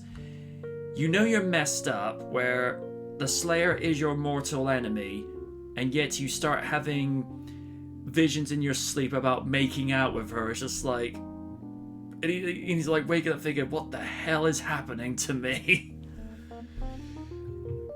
Because the way I understood it, with Angel, it was very charming, it was very sweet between her and Buffy. With Spike and Buffy, however, there wasn't a lot of sweetness. There was more of, I need 15 minutes to kill, can you spare it? Oh yeah. Which probably didn't help matters for Spike when he had that robot built for purposes. Which Lids can vouch for. Yes. Good lord. Alright, can move on from that. We have 3 video options now. We can have I ate a $70,000 golden pizza from Mr. Beast, Sonic Rebuilt, or would you prefer mystery video? I kind of want to see the pizza one first. Ooh. I like mysteries, but on the other hand, I like pizza more. Decisions. What if it's a pizza What if it's a pizza delivered by a guy in a Godzilla rubber suit? You might have me. or what was it? What did Rick and Morty say? You son of a bitch, I'm in. Okay. Feeding the Lincoln. Oh god. Alright, I'm at 0. Hang on, I've got to wait for Same. it. Damn it. This sentence is grammatically Grammarly, I'm not buying your app. Go away. This is the beginning. Alright, let me turn I the think jet. that's bad. I keep getting Arknights pushed down my throat every time I use my phone for YouTube. Yeah. It's like, I don't like tower defense games! I don't It's want like, it. oh, you will. You will take it. Also, I swear to God, if they try to push Raid Shadow Legends on me one more time, I'm gonna choke a bitch. Okay, I'm at 0. Everyone else at 0. Okay, I am Yeah. at Yep. 0. 3, 2, 1. Mr. Beast. Entertain us. Play. This is the beginning of a $70,000 pizza. In this video, we will be eating a $70,000 pizza. Oh my god. This is incredible. Yo. $2,000 steak. Oh my god. This is $5,000 what? It tastes like the ocean is swimming in What? It does. But first, we're gonna start with $1 pizza and work our way up. This is $1 pizza. This is a $2 hot dog. Nom, This nom, nom, is nom, an nom. $8 burger. It's better than McDonald's. These are $16 wings. That's it. Ooh. Next is I mean, it is the $64 truth. I mean, if you ever go to a Chinese takeout place and Wait, get some good... $64 what? With that, can we- Golden wings. Here you go, Chandler. Thanks. Oh yeah, I've seen these. fireworks! 6 is tuning in on an iPad. These are our I also heard they don't season them. I'm sold. Now I just kind of want to eat it. Hey, don't forget me. You can wait. Holy! That actually tastes really good. I hate both of you. Next is a $125 milkshake. Been looking forward to this all What? day. $125? Vanilla ice cream, 23 karat edible gold, donkey caramel sauce drizzle. Edible gold? That's a fucking thing? Yep, It it is. is. Why? Oh my goodness. True I've seen- love. That tastes amazing. Rich. I've seen someone make it for a lot less on a channel called How to Cook That. She debunks a lot of fake life hacks and It tastes like ice teaches cream, you how to but make like really a yummy chocolate. cakes. Next is a $250 grilled cheese. My favorite food. Oh, what? What? Fuck. It's possible though. To be Come on. That's a thing? How are you guys not having indigestion So right this grilled now? cheese is $250. I know, Oh my right? God. They're probably not doing this all at the same time. Right, that's most likely the case. 23 karat Mhm. edible gold. Oh, It's okay, so it's the champagne. What are you doing dipping bread in champagne? Oh, it tastes so good. Oh, this is so good. I know, right? I don't even want to talk. I just want to eat it. But there's no rich in the champagne room. For decoration. I swear, rich people Should we ask him to join us for the don't pizza? know what to do with food. guys keep talking. They don't. Now it's time to blow your socks off. All the food going forward is extra crazy and super expensive. Up next is the golden opulence. What? I don't know. Wait, what? What? $1,000 Sunday. Oh my god! How is this restaurant in business? I'm sure, like, this is like the kind of restaurant where all they need is just like one customer and they're good for the month. Damn it. It's probably somewhere like the Upper East Side of New York. Want to go first, Chandler? I didn't get an ad. Um, I didn't get an ad. I Do we did, pause? unfortunately. Neither. Yeah, I'm at All right. 232. All I'm right. at the 2:30 now. Let me get back to 2:32. Yeah, sorry. All right, I'm about at that. 232. Hold Alright. on. Sure. All right, I'm ready. Okay. Ditto. 3, 2, 1. Resume. Of course I do. Oh, help. Oh my god. Fucking Chandler. $1,000 Sunday. It's great. It's really good. I want to I'm try sad. that, I but like it's the like whole super thing. fucking I expensive. think they're both equally as good. Even when I Well, win the just lottery, just have Odie paid for you. Hold up. Let me see if David does the text this time. Oh yeah, because he's gonna spend So, $1,000. do the $7,000 pizza? you know, even if I win the lottery, I really wouldn't get stuff like this. Mm-hmm. Yeah, it's not gonna be ready in time. Darn. For before you leave. Oh my god. Okay. Okay, cool. Steak thingy. You guys ready for the next place? Nope. Why not? I don't know. I'm distracted. We're not done. Scott, and this time we have Chandler here. As you guys know, never on the video. Oh, and also David Dobrik. I'm David, this is Natalie, this is Jason. So what are we eating this time? Steak. $2,000 to me. What? Here it is. What? I'm so happy it looks like that. I thought it was gonna be like gold and like unnecessary, but it looks good. I did too, to be honest. Oh my god. It could be a particular cut of beef, because to my understanding, Wagyu beef is very pricey. Now Oh, he heard yeah, it steak is. and he's like, mother, I want steak. I bet this will trigger him. I want the $2,000 steak. Oh my god. Whoa. It's like slicing into a baby. Huh? Poor choice of What? words. I'm just saying it's really soft. Yeah, this is amazing. Yo. I was actually kind of expecting this. Ah, to go- sounds like it's Chateaubriand. Awesome. Oh, Mr. Beast. Mr. Beast, this is delectable. Please, call me Jimmy. It doesn't taste like steak, you're right. It tastes like something else. Would you say it's better Beast than would It do tastes just like fine. people. This tastes like bacon. We never swear in our A videos, bacon so steak? I'm gonna let one of you do the honors. It tastes like people. That's why it's so expensive. It's made out of people. So we all ate the steak, and now we're gonna rate it. What was your rating? 10 out of 10. Oh, come on. Wow. Idea. You still have steak on your plate. You eat that shit. She was so scared. Yeah, I'd say a 9 out of 10. And that's really good. I didn't get ketchup, so it's 5 out of 10. End this off. 10 out of 10. It was great. So David has to leave, and he won't be able to eat the pizza. They so be doing if I Chandler send you a dirty in slice these of the videos. $70,000 pizza. It'll be about an $8,000 slice. $8,000 In the mail. Will you take a bite of it? And I got him mad. Genuinely, when you told All right. me $70,000 pizza, I Hold up. Where are you at, Raiden? I am at 5 minutes.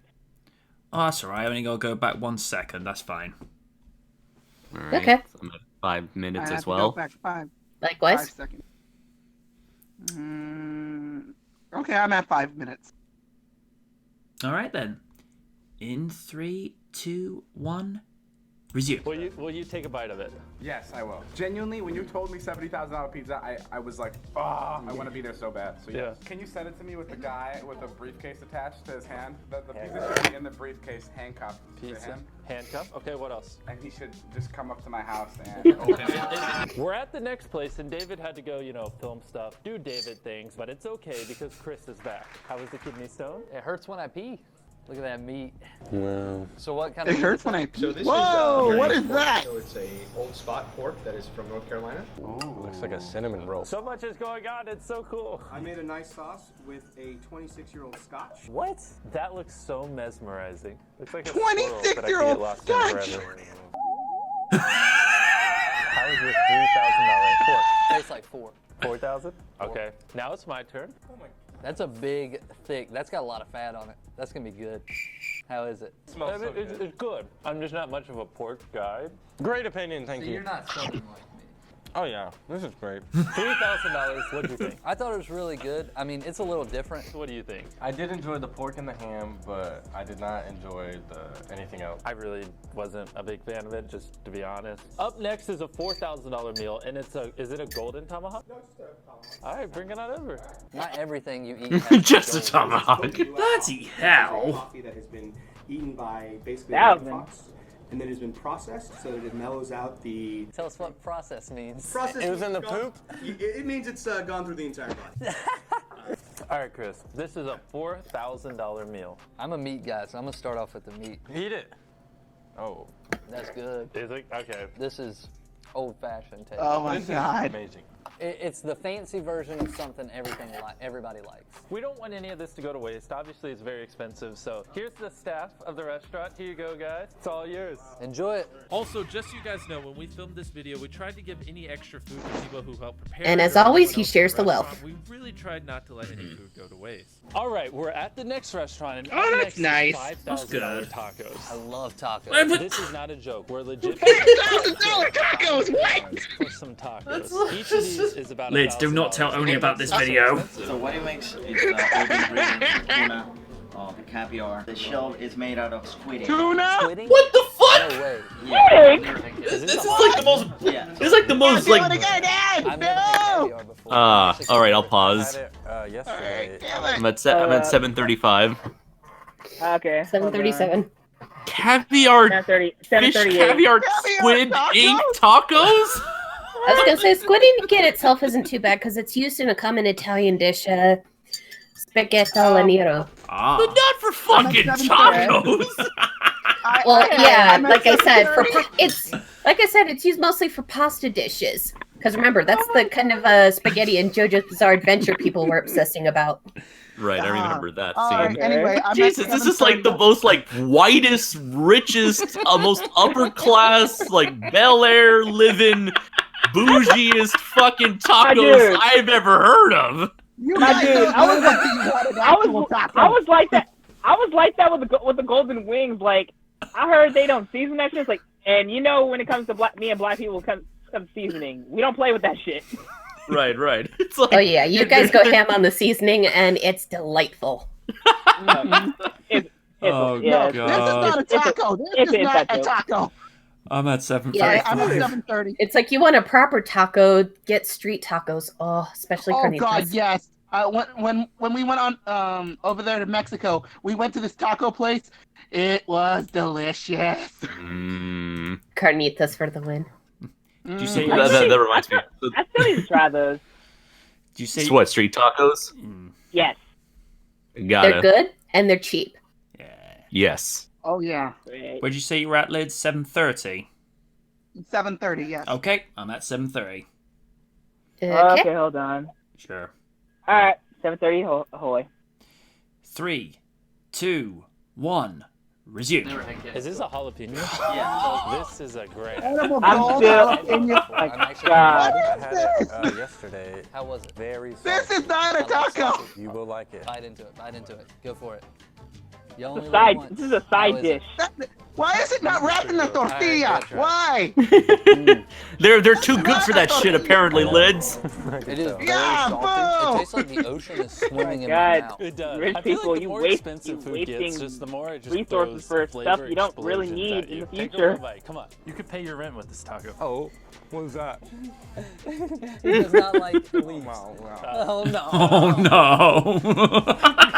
Dude, the ocean's trying to swim out of his mouth. Oh my Oh, God. you fish. I like that. So what's next? So here we have the short ribs. This is $6,000. That looks like Oh chocolate good cake. lord. $1,000? Beautiful glaze in there, the sauce. Now remember, this is the last thing we eat before the $70,000 golden pizza. I don't know how I'm gonna handle that. It's our black wagyu short ribs. Obviously super expensive.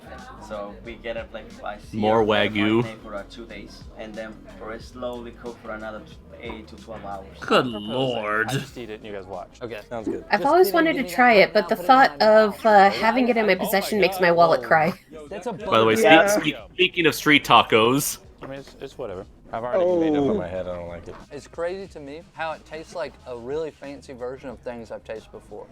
All right. Well, I was fooled. I can't believe we spent $6,000 on this. Oh yes. $6,000, $5,000. Bloody This is with hell. the gratuity baked in, so they got a good tip. So far, up Kaiju, I've seen those trucks in your sake. doesn't actually taste What better. the I'm ready for a f- $70,000 pizza. So are you. Transition. I'll be honest, the $3,000 pork, $5,000 tacos, and $6,000 short ribs weren't, as good as I thought they would be. But up next is the $70,000 golden That pizza. better be damn good This pizza. is made by a private You could feed an entire country, third world country with that money. Pizza. Let's go. This is going to be the biggest. I'll give credit for where credit's due. At least he shares the wealth afterwards. This and this and this and that. It's a house of diamonds. Hey, What Sonic. the hell? I think we should, dress up a little bit. Let's go change. All right, boys. Oh. Got that taken care of. Ooh, There you you go. fancy. We want that $70,000 golden pizza. Fantastic. It is ready to go. Really? Do it. Okay. He's like shaking his head. It's like, I don't believe you. First sauce I we put on know. top of the, And pizza I got is another a ad. Hold on. Oh, you got another ad, did you? Pause. bechamel. How many? What the and- fuck, Mr. Beast? What the fuck was with all the ads? Hey, gotta pay the He revenue. has to have his money. He's Where worth did you he stop already gets at? millions of views. He's worth $6 million. He doesn't need that many ads, damn it. Raiden, where are you I at? know the economy is doing really bad, and every shitter. Raiden, where are you at? I'm at Raiden, where you at? 10 minutes. 10 minutes exactly. All right, Alright, hold on. 10 Excellent. minutes. I'm so glad that MJ Oh, by the way, developed the Liz. means. Oh, by the way, Liz, I got that reference. What'd you say, Kaiju? I was gonna say I'm so glad for our audience that MJ developed the means of showcasing the YouTube video directly on the live stream, so that the audience doesn't have to pause and go back, pause and go back. We're just watching the video on the live stream as we're watching it and pausing it. So essentially, MJ's doing all the work for the audience. Good job. All right, everybody at 10. Ready? Yeah. Yes. All right, in 3, 2, 1. Please, no more commercials, Mr. Beast. We love you, but stop. Play. It's ready to go. Really? Do it. Okay. We have an ounce of gold that's covering the crust. The first sauce we put on top Please of the tell me pizza that's is a edible 10-year-old gold, because this is Parmesan awkward if it isn't. We Yeah, have it's edible gold. Japanese beef has Oh, been thank God, marinated 'cause that would be overnight. awkward. Oh. What is that? Ooh. Hudson Valley That is- As long as there's no Japanese mayo pizza, then I'm good. No mayo corn pizza, Again, which unfortunately is a God. thing. Yeah. Bad experience. Oh, God. just wait, I'm just so wait. sorry. It's not finished yet. We have other things to put on top. You have- You're gonna you have shave not some lived until white you've had truffle we corn. have flown in from Italy. Corn from a taco. So here is about. I know what I'm saying, like the corn guy who passes by the neighborhood in Mexico. Beautiful Yeah. albino $1,000 truffle. caviar. It's Almaso Cetra. It's like one of the Jeez, rarest what the- caviars in the what? world. And this is about $16,000 in caviar. What the fuck? What? On the pizza crust right now, there's an ounce of Why are gold fish in it. eggs that And we're just gonna expensive? throw some more gold into Because it. fuck you, that's why? We want the most expensive pizza in the world. Like literally Guinness record. I've had caviar before. It just tastes like pure salt. Legitimately delivered. Then we're gonna finish the top of it. The only exception I'd make is a particular sushi done with salmon roe, but they managed to balance it out with something else too. Oh man. Oh boy. Oh my God! Why are you cutting Pretty into awesome. When that? was the last time you made a $70,000 pizza? Wow. Alright, Chris, you taste test super pizza. my This God. slice is The man just come back from kidney stones and I you're know, making that him is so test something. Just the cheese is amazing. Everything else is even more amazing, but I can't get past the cheese yet. Dude, the crust is golden. Go for it. Golden crust. Oh my god. This is incredible. Yo, this is really good. No, like I'm not like straight up. I really, really like it.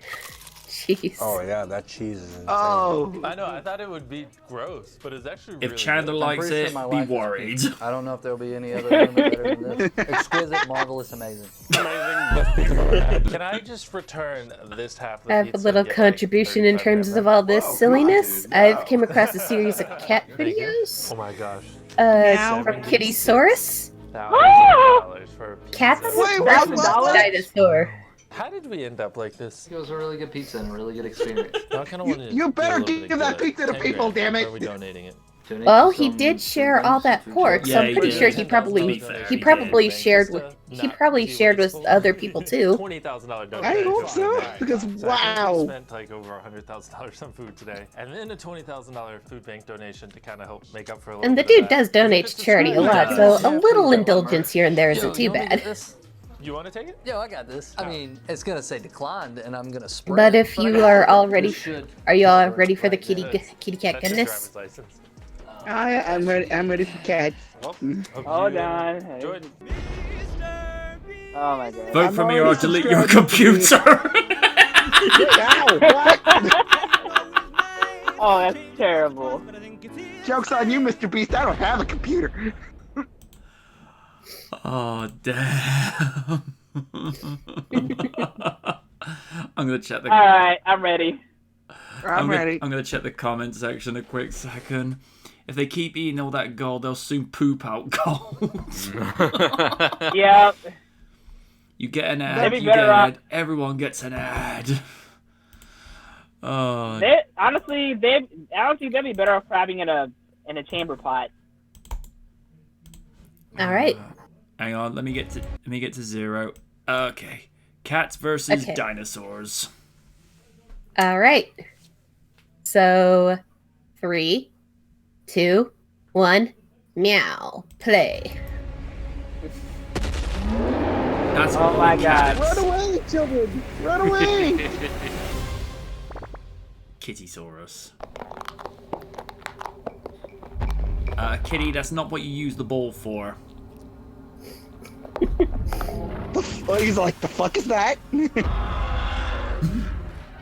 Oh no, I don't like this.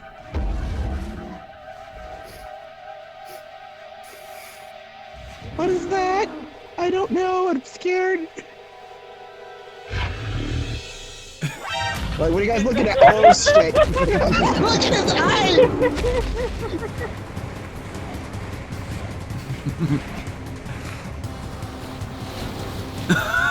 like, nope. What the hell?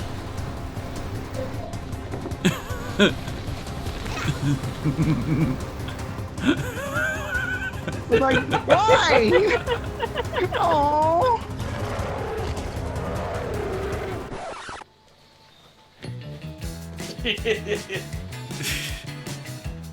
Like how that cat's like, nope. I do not know what my human is doing. It's like, I did not ask for this.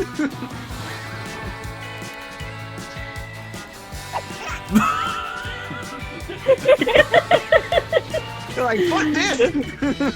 Just that cat's reaction alone is just hilarious. Wait, do they turn around? He was trying to hide. Nope. Turn around, turn around, turn around. It's like, nope, nope. Like I was got a tote bag. Aww.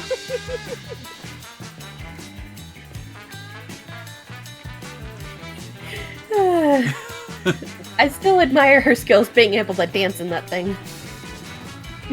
She does a lot of really cute videos and well-edited ones involving all her kitty cats. Mom, stop it. Mom, you're being weird. That's my job. And notice, Navi's next to me and being extremely quiet. She's alright. You're not gonna put that on, are you, Mom? He fell asleep in the jaws of a dinosaur. Whoa. A deflated dinosaur. Aww. Wait. Tell no one. I was never here. I am doubling up as a velociraptor at the weekends.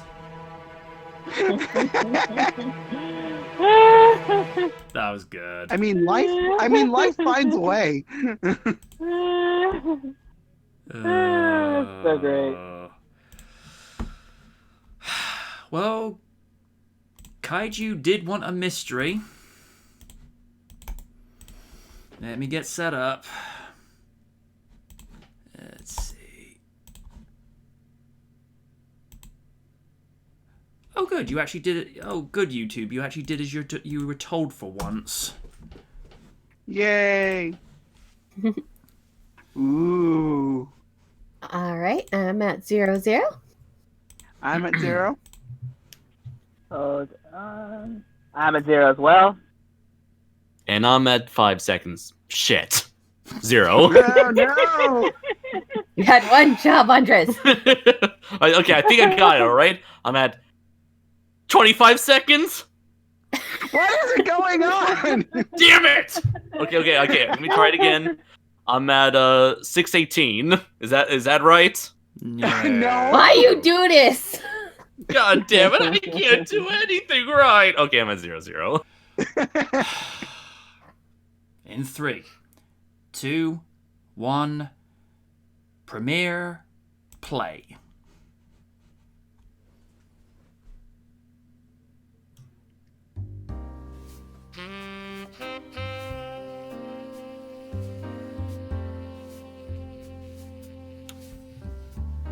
Liking the music so far.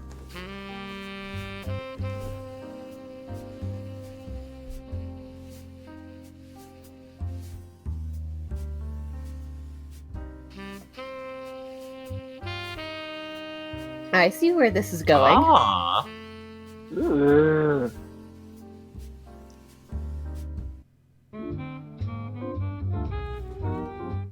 I think most of us, Oh, at one wow. time or another, have thought about what a scenario would look like with live actors interacting with animated cartoon characters. It was the active imagination of our innocent childhood fantasies whereby we thought about going on adventures with Inspector Gadget, going treasure hunting with Scrooge McDuck, or just chilling out with Garfield and eating lasagna. In the case of those that grew up with the Looney Tunes and the Disney characters, they had wanted to see a meeting of the two worlds where you would have Mickey Mouse and Bugs Bunny in the same shot. It was just finding the right story. Enter Gary K. Wolfe. In 1981, he published the novel Who Censored Roger Rabbit. The story tells of a rabbit that is a doppelganger of the titular character that wants to help private detective Eddie Valiant solve the mystery of his murder, as his murder was a way of censoring him. To my understanding, the book had darker themes than the movie adaptation, which had a much lighter tone aimed at families and children, and was set in the late 1940s as opposed to the then modern time of 1981 when the book was originally published. Disney became very interested in the story and acquired the rights to turn it into a motion picture. It was just finding the right story and the director to answer the question of whether a hybrid live-action animated movie could work. And in 1988, Robert Zemeckis gave us that answer. He was fresh off the heels of 1985's mega hit Back to the Future, that he was so ideally placed to bring this fantastical vision to life of cartoons interacting with live actors. It was a lengthy process where the live action footage would be filmed in 1986, which then took 2 years to then add in the cartoon characters.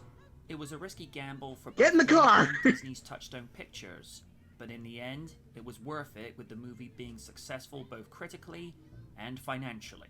Does it still hold up though?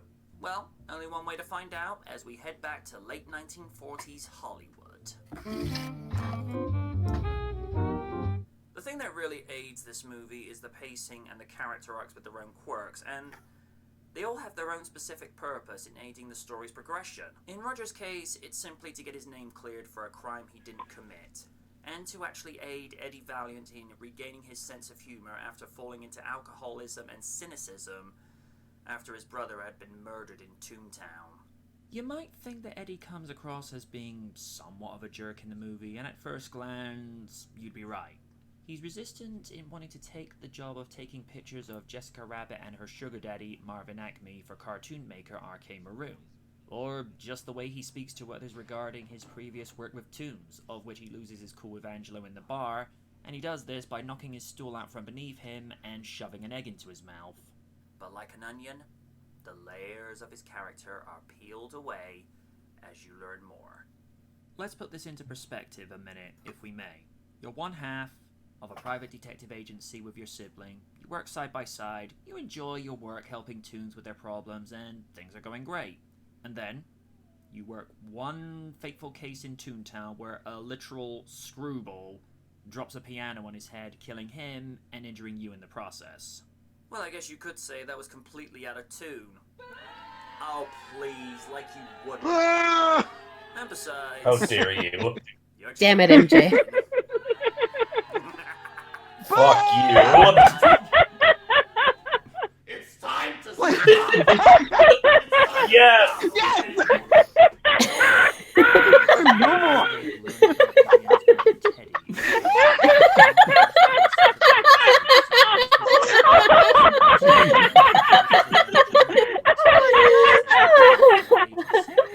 my god. really helps sell the emotional story that Eddie has been through thus far, without uttering a single line of dialogue. With the entrance of Judge Doom, it did leave me wondering at the time if he had some kind of involvement in Acme's murder. On a side note, I thought it was a clever idea to put a face to the Acme Corporation that had been seen in so many of the Wile E. Coyote cartoons, as this corporation had various products that were intended to aid his capture of the Roadrunner, but really helped little to no end. The demise of the Shoe Tune is something I found disturbing as a child, and I still find it gruesome. But that's the point. It's to illustrate how cold and callous the judge is, and he doesn't care who the culprit is, whether it's the Tasmanian Devil, Bugs Bunny, or a Toon Shoe. If he thinks he's onto something with you, you will get dipped. It was clever to work in the real-life decline of the Pacific Electric Railway Company, otherwise affectionately known as the Red Car, as the Cloverleaf subplot was buying the Red Car so it could be dismantled, and the bigger part of the plan would have seen the demise of Toontown so that the freeway could be built. But this could only be done with Marvin Acme's will. This was another driving plot point of the movie, as the search for Acme's will was a fierce one, because without it, the Toons were homeless. And what I found was clever on the writer's behalf, because of Acme's disappearing, reappearing ink, it was hiding in plain sight the whole time, and nobody was the wiser, until Roger read out his love letter to his wife Jessica Rabbit, when the will rematerialized on the paper. The reveal of Teddy Valiant's killer did come as a surprise. Judge Doom just came across good as lord. a creepy character, but the revelation that he was revealed as the murderer was a clever move on the writer's behalf, as I don't think anyone saw that coming, which was just as much a shock to Eddie as it was for the audience. What a For a twist! thriller mystery movie, the writing has enough suspenseful elements that keep the audience guessing, but still keeping the story at a level that's appropriate for everyone. From having the light moments with the Toons while having a few wink-wink moments for the adults, particularly when Jessica Rabbit's involved. 32 years later, the story's still solid. The late Bob Hoskins is the heart of this story, as this jaded private detective that's kind of lost his love on life with the death of his brother. The He's almost got the look saying, "Can I have a cookie?" Nothing is amazing, because actors are trained to react to what's No. there. Can I have a cookie? And when No. you're acting to nothing, it's difficult to know what you're Please. working with. When they gave him stuffed dolls to work with that allowed him to train his eye line to be level with what he was working with, then the finished article would show the fruits of the labor. Unbeknownst to him, this would be setting the precedent for future movies in which actors would need to use their imagination to characters and objects that wouldn't be seen until post-production. Especially with movies like Jurassic Park and Space Jam, which I suppose in a weird way could be seen as a spiritual sequel to this movie. Equally as impressive was Bob Hoskins putting on an authentic 1940s Hollywood accent, because for a British actor, if you didn't know any better, you'd swear he was American. When you get Christopher Lloyd to play a wacky and crazy character, I know, right? you know exactly what you get God, for no. your money's worth. Considering that this was the second movie working with Robert Zemeckis after playing Doc Brown in Back to the Future, then Zemeckis knew how to get the best performance from him. The lovable goof that is the comic to Eddie's straight man. Roger screws up at times in the movie, especially dancing in the bar when he's supposed to be in hiding. Charles makes Roger extremely likable and has good chemistry with Hoskins. He would have a cameo in Back to the Future Part 2, along with there being a collectible Roger Rabbit plushie in an antique store. Kay has limited screen time compared to the rest, but his character does have a huge impact on the direction of the movie, and he gives a nice performance as this likable guy that makes wacky toon gadgets. Cassidy has a small role as Eddie's love interest, but is the sober common sense to Eddie's cynical perspective. I thought her performance was great, plus I loved her 40s pin-up hairstyle look. Having Kathleen is just perfect as Jessica, with this very strong female voice and reflecting the type of accent that would be commonplace in late 1940s Hollywood, with this sassy yet classy delivery. If you weren't in awe of this performance as a child or as an adult, then there has to be something wrong in the world. Amy's singing voice for Jessica perfectly complements the movie genre and the era this is reflecting, with this slow and soulfully enchanting performance. Also, the way Bob Hoskins sells his reaction when Jessica pulls on his tie is priceless.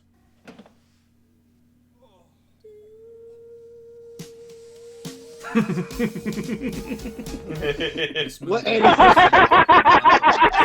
voice acting appearance from the likes of Bugs Bunny, Daffy Duck, Porky Pig, Sylvester, and Tweety Bird before his death.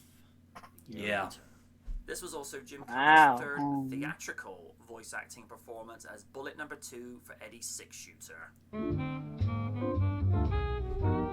Considering this was before the era where visual effects were treated as an everyday occurrence, it was quite a novel and visual spectacle to see live actors interacting with cartoon characters in perfect harmony.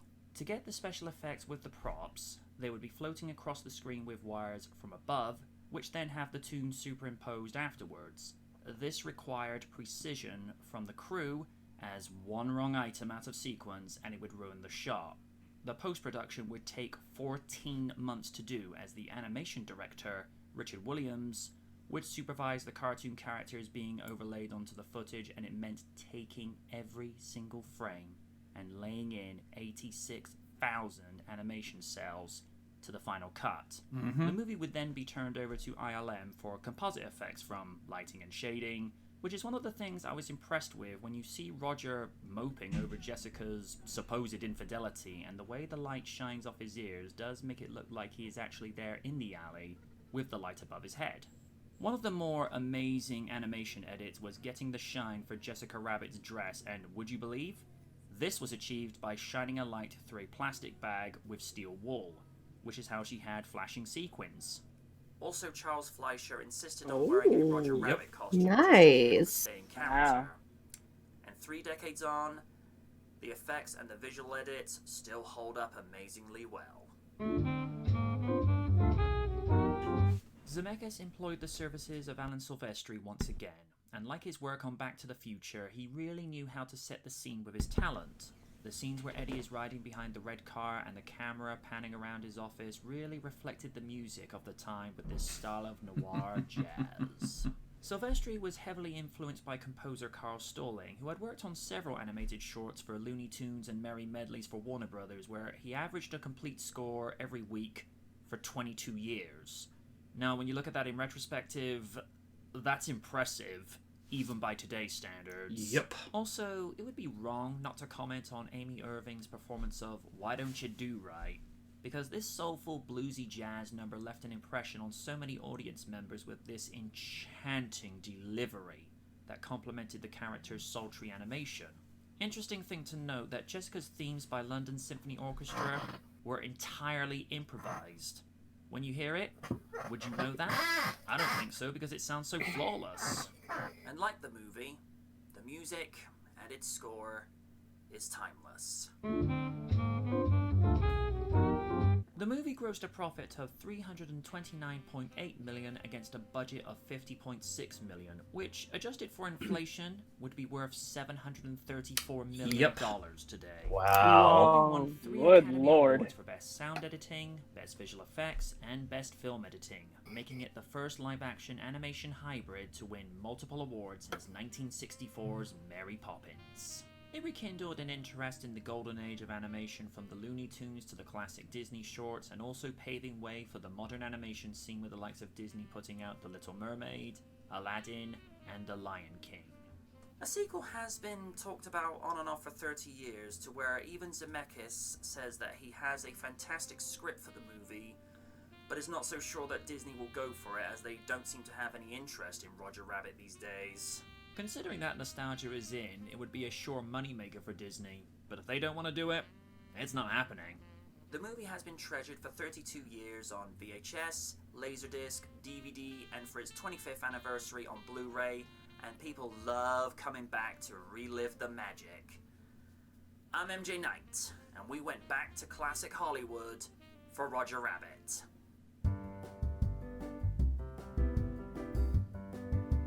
Excellent work, MJ. Yeah. I think most of us at one time or another have thought about what the scenario would look like with live actors interacting with cartoon characters.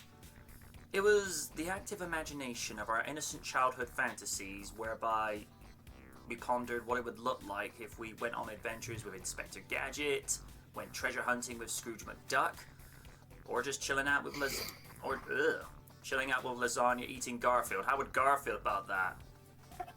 I can imagine him being like, I hate Mondays and now I hate you. I mean, on the face of it, that just sounds so weird. Hanging out with lasagna and eat Garfield. I don't think Garfield would be happy with that. Just saying. Oh God. After Monday, Sounds like it's feeding into the Eldritch horror vibes. 32 years on, the Steery. I've heard of fairy tale stories, but fairy tale steeries.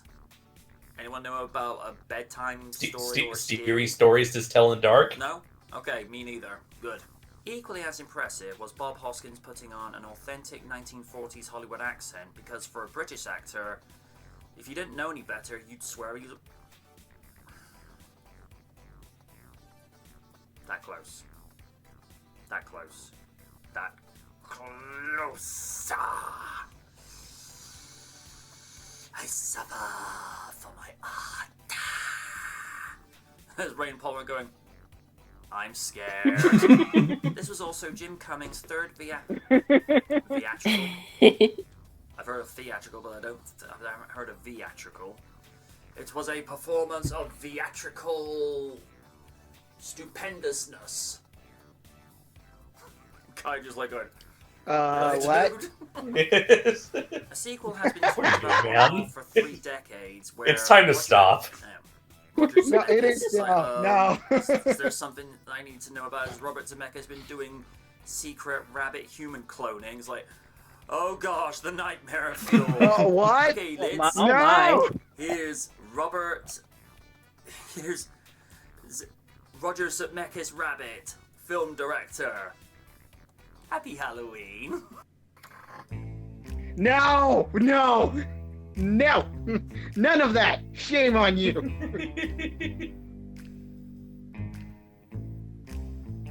Blue eyes. Ah, nice. That's right. The gun.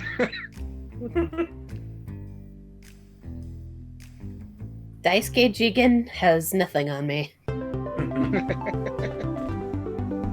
That was great. Thank you. Yeah. Oh yeah, that was good.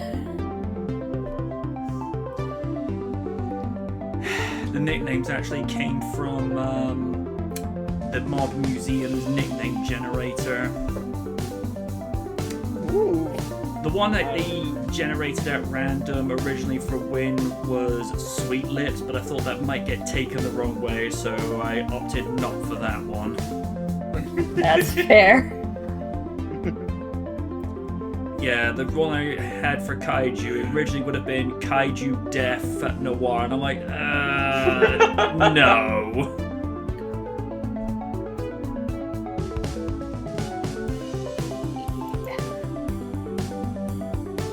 Another small contribution while we're talking about mystery. From the guy who brought you the Edgelord comes How to Run a Tabletop Mystery. And it has the same skit of him playing the gang. You gotta love And Blaze. introduction to James the NPC. Everybody ready? Yeah. I'm ready. All right, 3, Hang 2. on, I need to get set up. Alrighty.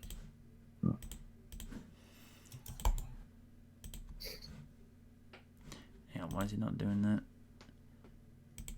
This is Oh, damn This it! is all misdirection. Penn and Teller, I don't care about your masterclass. Go away. Oh, there. I'm at 0. All right, 3, I'm at 0. 2, 1. The game's afoot. Play. So you guys ready to play a game? Damn right, brother. I was born ready.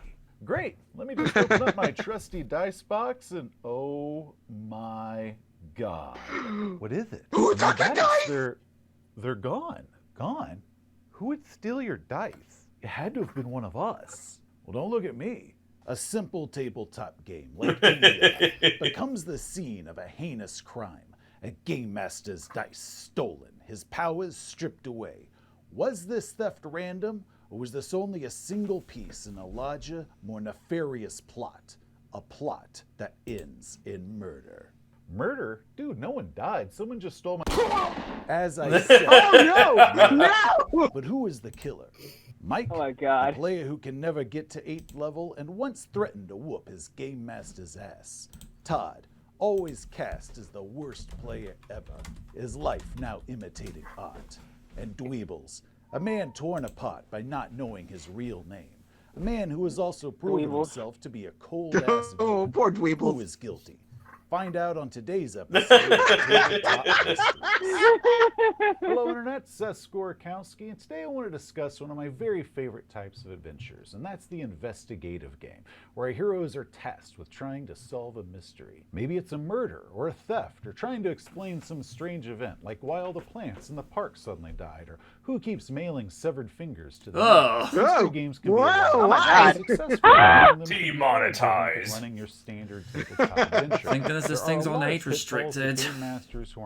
It's just fake blood, people. I assure you. Susan, don't demonetize MJ. If you want to run a mystery game using Or I will have Navi sit in your office, and he will, and he will get fur all over your nice suit. Now, some systems are better suited. And possibly some blood, we don't know. Call it Cthulhu or Gumshoe.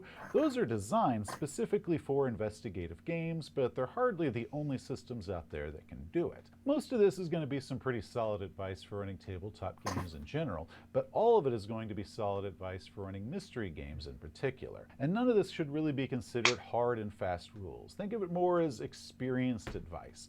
And like with any advice that anyone ever gives you as far as how to run a tabletop game or just writing in general, there are going to be exceptions. I can personally come up with a couple good exceptions for just about everything that I'm going to tell you. So if you want to try something out that is an exception to the guidelines, I don't like using the word rules. If you want to try something out that's an exception, that's perfectly fine. Good luck. However, it is best to know what the potential pitfalls are. That way you can prepare for and try to avoid those if you're trying to do something that doesn't really follow the normal set of advice. Okay, disclaimers out of the way, let's get this thing started. The first thing that you need to do when running a mystery game is to decide the plot. Mystery games are very story-based, and while with many other types of games you can simply wing it through certain details, you can't wing it through the plot of a mystery game. With mysteries, the players are going to be picking apart the plot, searching it for clues or any inconsistencies. And a simple plot hole, because you hadn't thought it through all the way first, can quickly lead to your game spiraling out of control and lead to a lot of frustration, leaving you and your players dissatisfied. Before the game starts, you as the game master should already know the who, what, where, when, how, and why of the plot, and now it's the hero's job to follow the clues in order to piece all of that together. If you or your players are new to investigative games and you're worried about the thousands of crazy directions that they might go in order to solve it, you might consider what's called a closed circle mystery. Okay, I do like the comment here saying, do not space split up, split up and search for clues. Agatha Christie would be known for these. And then there were none taking place in a mansion on a remote island, Murder on the Orient Express on the snow-trapped train, Death on the Nile on a steamboat in the middle of the Nile River. A closed circle can focus the attention into a limited space, allowing the player characters to kind of pick through it very deeply without, running off down all the different little rabbit trails that one might find in a more open environment. They're usually best to do for either newer investigators or for shorter games. Next, know your party. Figure out why these characters are involved and what draws them into the mystery. And what is it that they can do? Game masters need to be aware of any skills, powers, spells, or tech, or anything else that's at the player character's disposal and prepare for that accordingly. You don't want your mystery to suddenly instantly be unraveled because your player characters employ divination or speak with dead. Instead, write the scenario in a way that the player characters can either use these tools and powers to glean a little bit more information, but they don't glean all of the information through it. But don't drop down some sort of blanket, well, that just doesn't work today, unless you can give a solid reason why their spells or their cell phones just aren't working all of a sudden. These are tools that the player characters have. They might have chosen these player characters because they wanted to have access to these specific tools, so you should let them use their tools. But don't make it a situation where they can accidentally unravel the entire game just right away because you hadn't prepared for it all the way through. So if they are going to speak with the dead, have it where maybe the victim doesn't know who killed them, but they can give the PCs just one good clue that can help push them into a direction where they can then go further and further into the mystery. That way you're giving your players a reward for using their tools and not just blocking them because you don't want their spells or technology to work that day. Having their powers or their cell phones just not work for no reason at all, that's really just good at pissing off your players, so you should be working with their powers and abilities, not against them. Next, once the game starts, tell the player characters that this is an investigation. Both the players and their characters should be aware that there is a mystery to be solved. This one sounds ridiculously obvious, but it is a very common rookie mistake to have the fact So you that can't the have PCs murder hobo say, in I'm a just gonna mystery murder game this guy. be a mystery itself. So the player characters are supposed Like, to I'm a murderer. slowly unravel Like, that no, there's a no. mystery Ah, afoot. damn it, he's dead. The problem Murder is that if hoboing players is bad, don't know okay? what the plot Yes, is it and they have is. no direction or no objective, they can quickly Okay, get Mr. bored or Mackey, frustrated. okay. So let the game be about God solving damn the it. mystery and not just the You opened the players door, I fumbling walked around right until through they it. figure out that they're in a Yes, mystery. yes, God, we yes, don't you have- did. Now, one Thank God we useful don't have tool, murder not just hobos in our revealing party. that there is a mystery, is to also add a ticking clock aspect to it, something that gives the mystery urgency. Something like the killer will escape when the city gates open in 12 hours. And if there is a ticking clock aspect to it, the player character should also be aware of that. That way time becomes critical. Next, let's talk about clues. Clues are the treats, the food that feeds your PCs and keeps them going. Without the clues, the game starves. If the player characters Because do clues are something, they should be breadcrumbs. rewarded with a clue. These clues are the keys that unlock more possibilities. Or a piece of such candy. as a receipt piece for a of candy. tailor shop might unlock the tailor shop as the next location that they can go investigate. When Like, mapping out your mystery, be clues sure that the tasty. clues lead the player characters to the locations No, they're made that out you of want them to poison. go, or convey the important information. Liz, that can you I want have them a to box of clue Check your plot for candy? what's called and then, No. such as they go to the warehouse and then they go to the lighthouse. No, you should make it they go to Here, the you can have warehouse pizza. where they find Ooh, the clue clue pizza. that tells them that there is something important at the lighthouse. It was Oni in the study with a candelabra. One clue leads them to And the it did next it to one. Hulk It doesn't Hogan's require career. some I sort thought his of career was already incredible dead. logic leap or Yeah. mental hurdle in order to figure out Was. what the next He's like, step should be. exactly. Yes, you like to emulate characters such as Sherlock Holmes or Poirot. The player characters are not them. Holmes and Poirot can make brilliant logic leaps from scant information because they're storybook characters who are written that way in order to figure it out. Make these clues clear and simple. Trust me, your players are already going to make them more complicated as is, but how do you find clues? Well, we do it like anything else in a tabletop game, through roleplay and skill checks. Now, some systems out there, like Gumshoe, they don't have any rolling to find clues. There's no failed rolls in order to find them. That way your players can just focus on what the clues are telling them, rather than the whole task of trying to find the clues in the first place. But for all the other games out there, you're going to have some skill rolls. Now, I recommend that you really diversify what skill rolls are required in order to find clues. Don't just make it all, spot or perception checks. Give it a lot of diversity. Social skills in order to talk to people, whether it be charm or intimidate, maybe seduction, lockpicking skills for some, maybe some strength for others. Some clues might be acquired through violence. PCs are usually pretty quick to turn to violence, so Game Masters should know in advance what clues are best acquired by which means. That way we can incorporate a lot of different player character skill sets, and all the players in the group can feel very involved in the investigation. When interviewing witnesses or suspects, some NPCs are going to lie, either to protect the villain or protect themselves. Maybe they're hiding something that they did, a theft or an adultery, an embarrassing situation. Maybe they're being forced to against their will because they're being charmed or they're being blackmailed. Whatever it is, the NPC is going to hold back some information, possibly even mislead the player characters.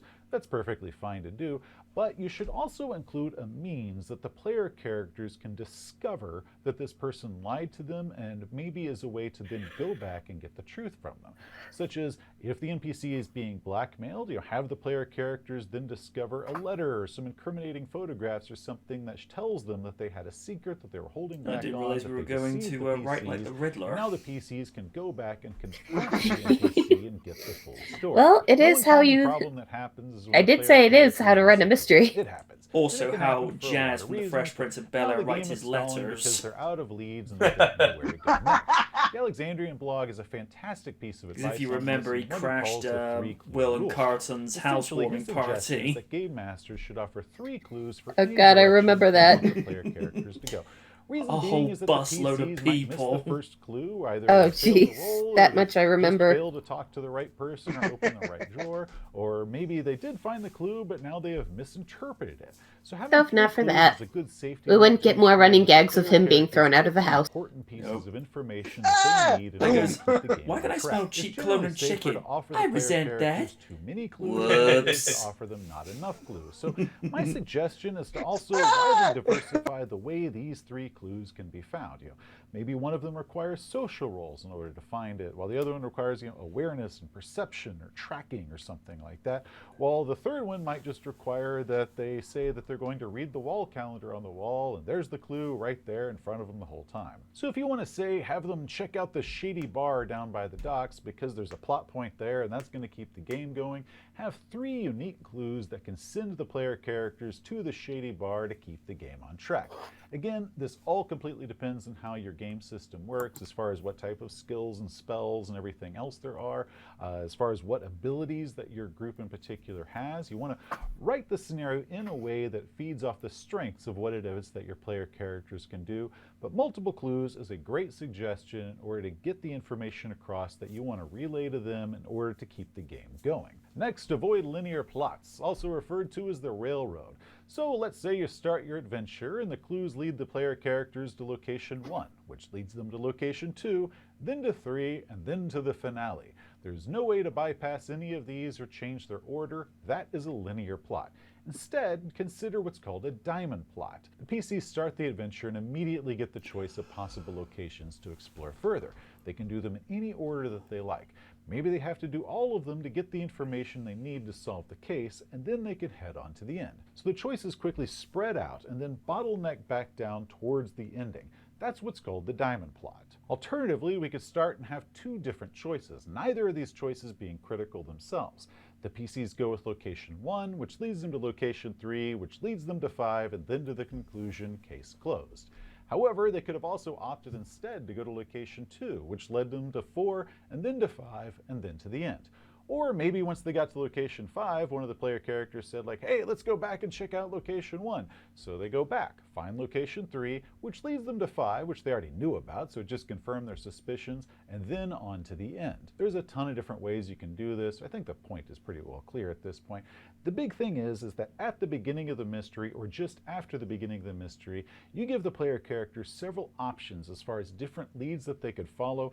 And if the adventure does begin with only a single clue, like a single scrap of paper with a word on it, have it be that right after that, that clue then leads to multiple branches of possibilities to give lots of choices and options for the player characters. One big thing that a lot of game masters get wrong when they're offering a lot of different doors as far as possibilities of what their player characters could do at the beginning of the scenario is to make sure that none of those doors happen to be the solution to the mystery. What happens if they open that door first and it's where the bad guy's hideout is, and now they've solved the case and the game is done?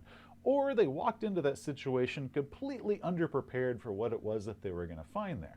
Either way, it's going to lead to a short game with dissatisfied players on both sides of the game master screen. One way that I've seen mystery plots outlined, and I really wish I remembered where I saw this because I'd like to give them credit for this, but they outlined And it everyone the same way you dies. would The do a end. dungeon in a normal dungeon crawl adventure. So your heroes enter and immediately are presented with 3 directions that they can explore. They have doors that they need to open, or there's just open passageways that they could walk through, and there's no right answer as far as how they can do this. They might go in, wander around, following clues, missing others, and eventually they're going to make it to the finale, closing the case. Now, rooms like this, ones with no exit, or like this one, behind a secret door, I see these as optional information. They don't do much in the way of leading to further clues. Just careful, They're or you just might giving trigger the a player roper. characters a bigger picture of other details like that that aren't essential to the plot. Think of them a lot like you would Easter eggs. One complaint No that I've had tentacles. about a lot No. of pre-published Oh, scenarios no, is no, that while no, the game no. master is given I've seen enough all this hentai to know where great this is information going. as far as the backstory and NPC motivations Yeah, for D&D why has a they're lot doing of what they're doing, Eldritch there is Horror-based no way monsters in the in first it. place to ensure that the player characters Just didn't know it would be in the discover that Tiamat module information. that Now it's a Trad's system running. that only the GM Yeah. has, and only the GM will have access to. Let's just say So her I like characters the have idea of issues with having tentacles. maybe these little spokes that come off of the plot that really don't necessarily push the investigation further, but they might explain as to why certain things are going on. And Even just as a kinda make it dude, you are overall not for the safe. story. But if And they my miss characters that are information, dudes. no big deal. They can still close the case. They can still have a great time. And you Especially can when always you're say, wearing a well, kilt. there was the answer there. But He's yeah, a druid! okay, so you've Why do you think I prepared had your him switch to plot pants is after that? suited perfectly for the player Which was the best characters that decision you have, ever but made. There's lots of options with redundant clues to make sure that they don't miss anything altogether. It keeps everything on track. Everything is ready to go. Which sucks. I Good wanted to job. channel my inner All Rowdy you need to Roddy do is to Piper. prepare for failure. As any seasoned game master tell you, no Maybe we plan can get you a survives leather first jacket. contact with the player character. Ooh. And no matter how much you might have prepared beforehand, just expect the unexpected. Or a pair of Now, maybe they bagpipes, still that missed would or work too. misinterpreted all the clues that were offered to them. Maybe they came up with some sort of weird rabbit hole possibility because you missed a plot hole or something, and now they've just made one up themselves. Now they're charging off into Crazy Town with a head full of conspiracy theories. Whatever it is, your game has hit a snag and is now in danger of spiraling out of control. No worries. This is a job for improvisation. One of the big reasons that I always try to prepare okay, everything this that comment. I can before Turns the out game no one stole begins Seth's is because dice. I know He just that left them in in the end, fridge next to the improvisation cold is going ones. to be used as the caulk that tries to keep this thing watertight. And I'm going to need all of the improvisation that I can, so if I can prepare for something before the game, I'm going to prepare for it, because in the end, I know I'm still going to have to caulk it. So here's a few tips that I've learned. Be flexible with your plot. You can employ what are referred to as floating clues, meaning that if the PCs missed that scrap of paper in the Duke's bedroom that was supposed to send them off to the abandoned castle, and now they're searching the Duke's summer home, which you never expected to be a possibility, but somehow they convinced themselves is the best place to check, why not move the clue to the summer home that can send them off to the castle? Or if, let's say you can't move the clue for whatever reason, why not just come up with a completely new clue that sends them to the castle, which is where the rest of the adventure is, or something that then sends them back to the bedroom where they missed that clue before. Something that says there was more information and you missed it, go back and search again. Then they can go back, find the clue, and get the game back on track. It's more important that you keep the game engaging and fun for all your players than allowing the game to just grind to a halt and now everyone's frustrated because you convinced yourself that you have to stick to the plot that you had beforehand. You need to stick to the plot that you need for the current situation. Sometimes that means changing the original plan. Maybe your villain can react to what the player characters are doing. Maybe the PCs are getting too close and now they have to make some sort of move. And the reaction that they do causes a new clue that allows the player characters to pick up on that and try to catch the bad guy. Maybe they murder one of their accomplices or one of the other suspects, which tells the PCs that that wasn't the correct bad guy. And maybe it also tells them that that person died because the PCs hadn't solved the case fast enough. However, avoid the bad guy just showing up at the end and holding a pistol on the PCs and then monologuing what their evil plan is before the heroes inevitably defeat them. Never That's monologue. an unfulfilling way to end an investigative scenario. Your players know that you handed them the answer in the end, and now It's like, why do I have a stab wound? disappointed by that. So have the villain react in a way that brings the PCs 1 to 2 steps away from the villain, but doesn't just hand them the villain with a big bow wrapped around them. When you're plotting out your scenario in advance, every single spot that requires some sort of action or some sort of puzzle piecing together by the player characters, ask yourself the question, what if they fail? And either correct what happens if they fail or start thinking of a contingency plan in case they do. Now, some games out there like Call of Cthulhu do have contingencies built into the mechanics, such as what's called the idea roll, which is a way of getting the game back on track if the player characters have lost the plot thread. I've always disliked that Call of Cthulhu refers to that as the idea roll because that's a term that's used in other games that means something completely different, so that leads to a lot of confusion. Love the concept of it, just really don't like the name that much. But with rolls like this, where a player character can make an intelligence roll or something else to kind of get a line thrown to them in order to get the game back on track, I do like them a lot in theory, but do not rely on them as part of your plan in order what to do in case the game goes wrong. Think of them kind of like an ejector seat. If you need an ejector seat, damn right you better use the ejector seat, but don't have that be in your normal list of first round options that happens in case the game starts going bad. Personally, I consider it a bit should of only a do it failure when the on my situation part if calls you have for to it. use one of these roles to get the game going again. And that might just be my issue, because if Like the when game Miss is to the Moneypenny point that brings we up my have to use a expenses. role like that in order to bail them out and get the game back on track, to me that means that I failed it at some critical point. So if your game mechanics do have a role that allows them to get back on track, definitely keep that as an option, keep that in your toolbox, but don't rely on that as something that you should be able to use in case of emergencies. Instead, plan the game that way you don't have to use it. Finally, let's look at red herrings. These are intentionally misleading clues to divert attention away from the real culprit. While red herrings are certainly That's a real fish. That's a lot of fish. used in your favorite detective shows or crime novels where they send the heroes Oh, off no. in the I wrong triggered, direction for I a while triggered before they Kaiju. figure out that it's a false lead, and then they come back and solve the case just in time. They don't work that well in tabletop games. Again, the characters in those shows are written specifically where they're going to figure out that it's a red herring just in time in order to make it in their 45-minute time slot or whatever.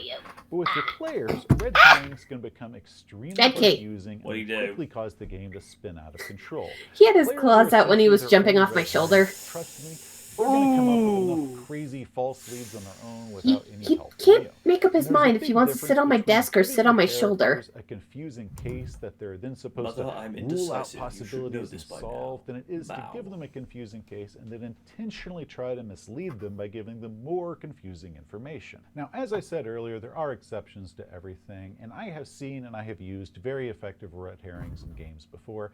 And the You're ones lucky that worked people on the YouTube best were love the you. ones that were basically very short, I'm small adorable. diversions. So the Wow. player characters might have had to have made one step, and then they could quickly rule out that that was not the correct way to go.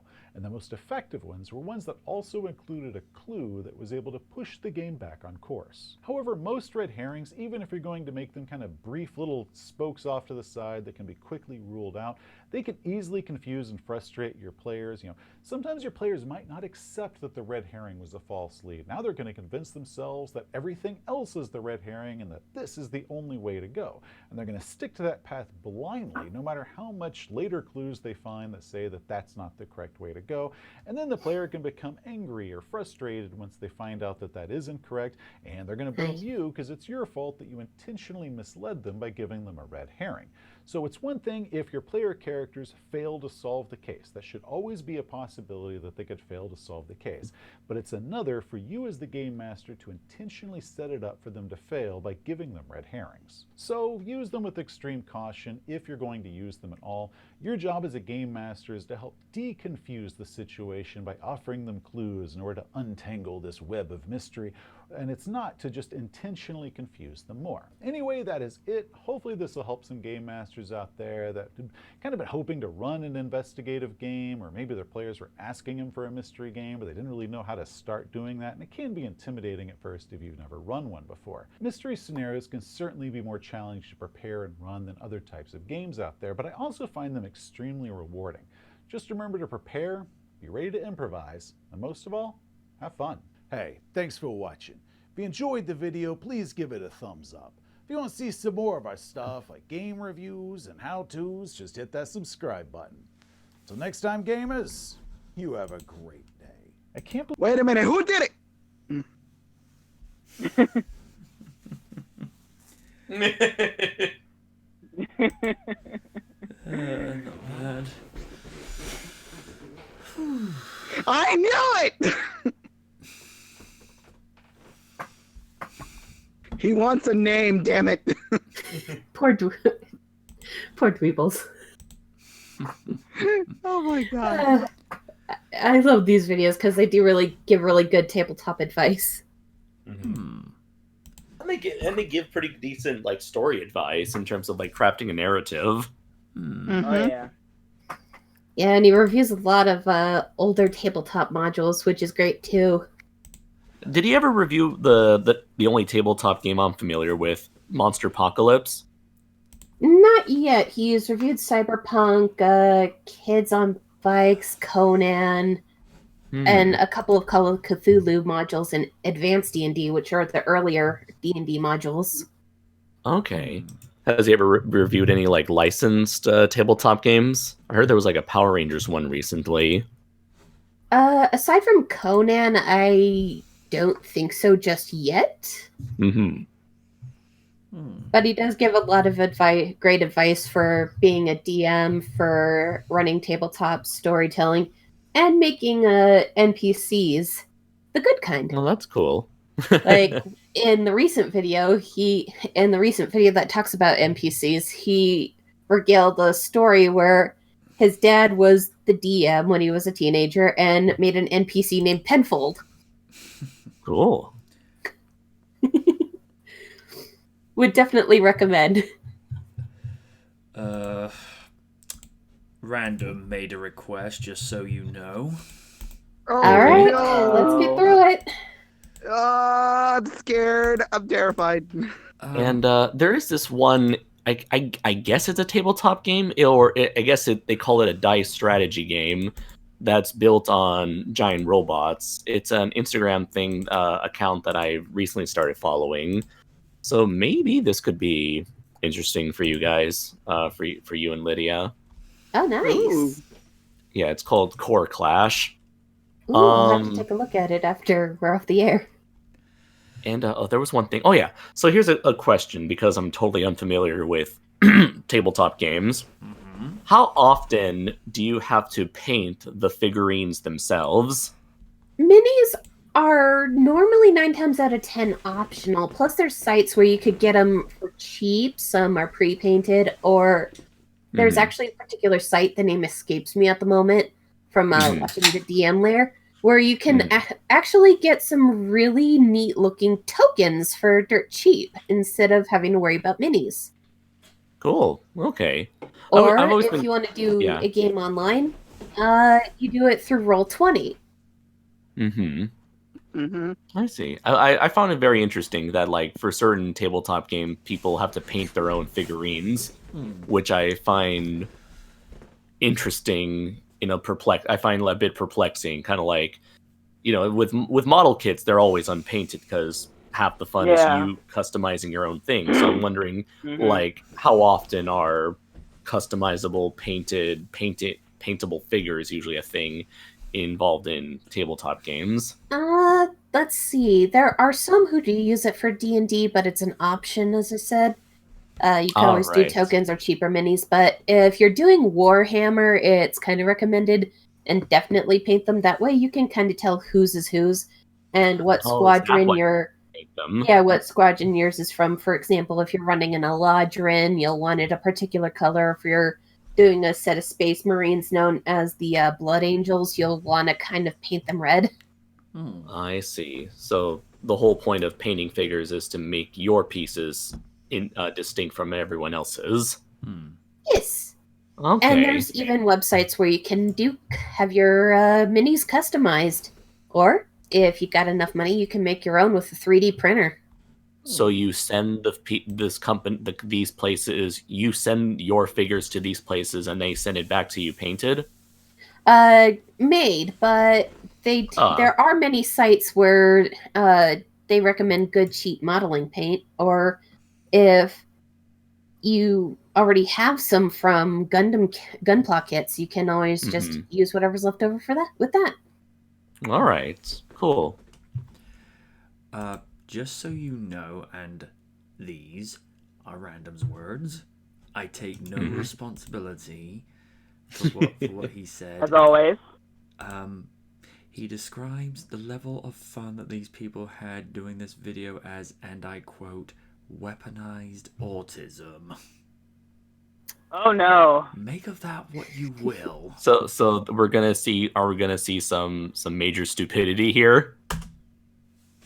You tell me. Okay. So the title alone is enough to fill me in. I have a bad feeling about this. Oh God, no. I'm scared. I'm scrolling through the imagery, and it's like this is like a fever. I'm looking at a fever dream right here. Hold on a bit.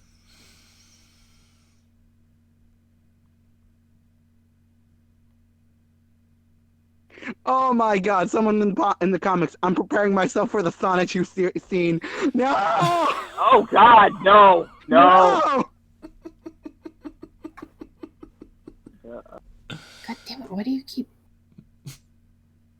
Okay, there we go. I'm at 0-0. Same. I had to pause it multiple times because it started playing on its own. You ready, Raiden? Yeah, I'm ready. Y'all ready for this? As ready as I'll ever be. 3, 2, 1. Prepare yourselves for oxygen. Play.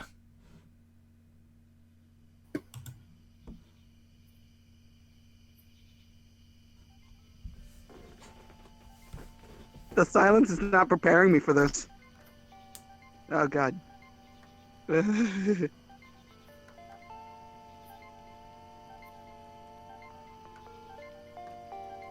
Oh, I do like the fact he's got some Japanese posters in there. That's attention to detail. Why am I not surprised there's a Shrek picture? What do you call this? Oh, Vaporwave? Okay, that's attention to detail. Mm-hmm.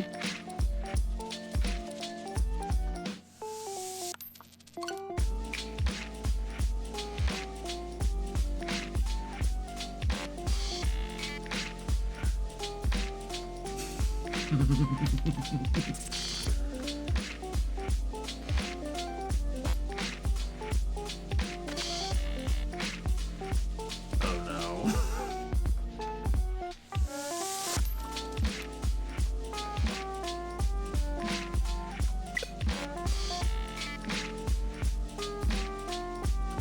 Oh. Oh god, no. No. Projects. Oh, uh-oh. Okay. Oh god, it's like the Dover Boys reanimated collaboration. Yeah. Or Shrek retold. Oh no!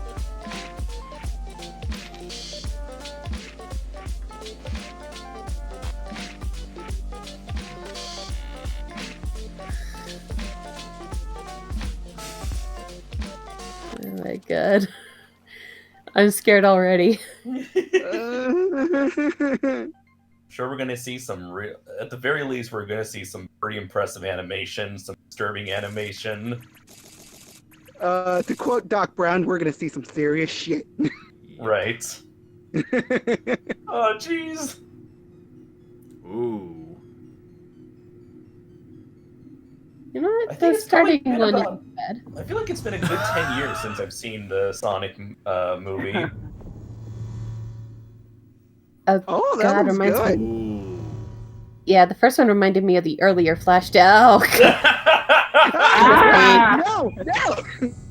oh dear God. Oh. Finally, the only thing left to be done is to capture the essential life data from your counterpart. Then you will be complete, my hyper-metal Sonic. He just scratched his butt. Kill him. I think he did.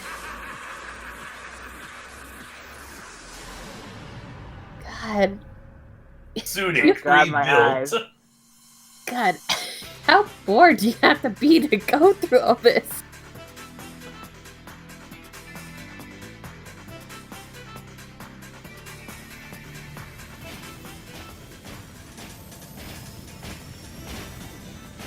Okay, that's not bad.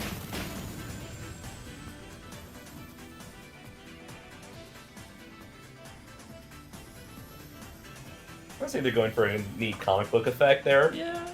Yeah, I like this little bit. What do you call it? Yeah, Like wasn't too cross? And gives I it forgot heavy that- vibes of the video game. Hey, big. And there's big. Of course.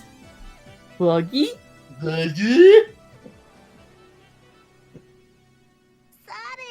I finally finished it! Oh, See, God. isn't it great? It's a jet propelled. What the hell? Come on, you want to try it out? Not right now, thanks. All right, I'll go use it myself. Tails is just like a little kid with his Ah! toy.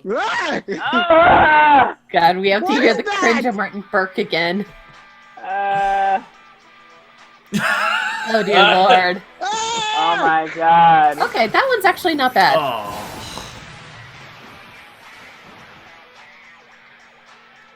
Thanks for the taint shot, guys.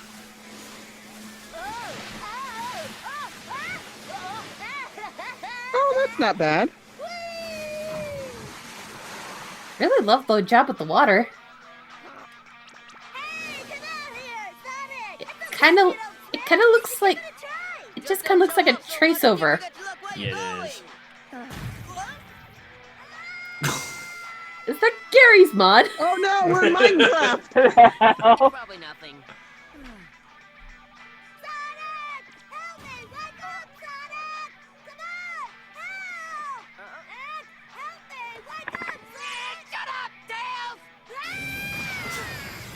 It is Gary's mod.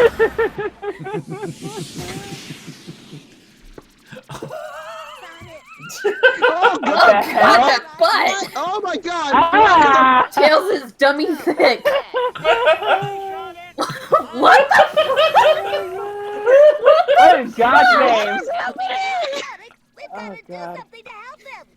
You're the one who can fly. You do something. God, one thing I never really liked about this movie is that Sonic is such an ass to Tails. He is. Ah! Is that the Colonel? Nice to see you. I have some urgent business with Master. Why is Tails melting?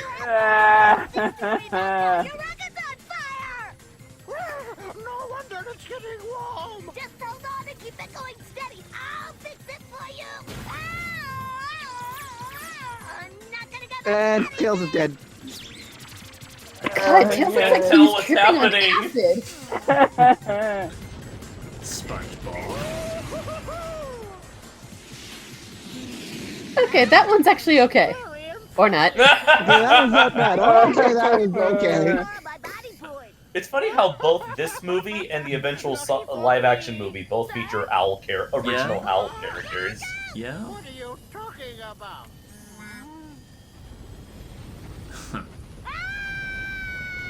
What the fuck? What the hell? What? Oh Oh my god, no! it's Sonic! Oh my god! Oh my god! No, Chris can't Sonic! It's time to stop! No!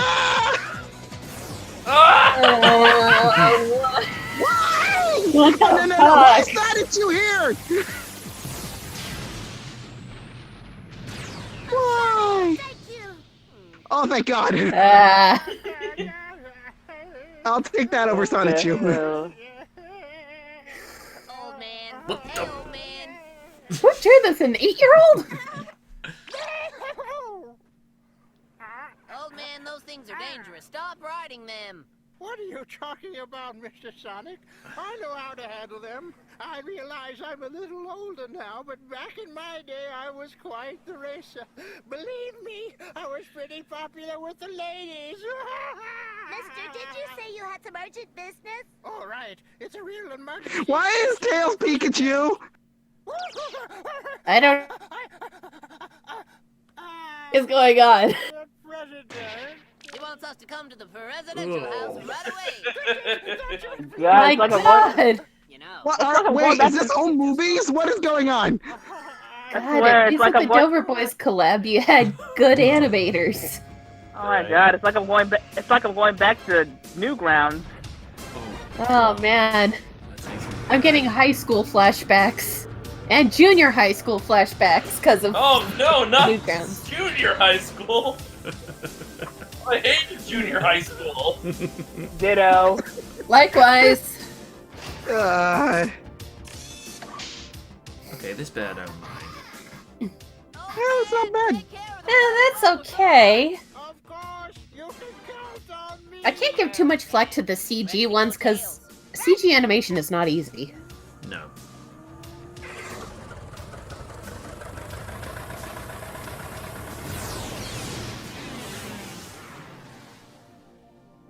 Bon voyage, kids!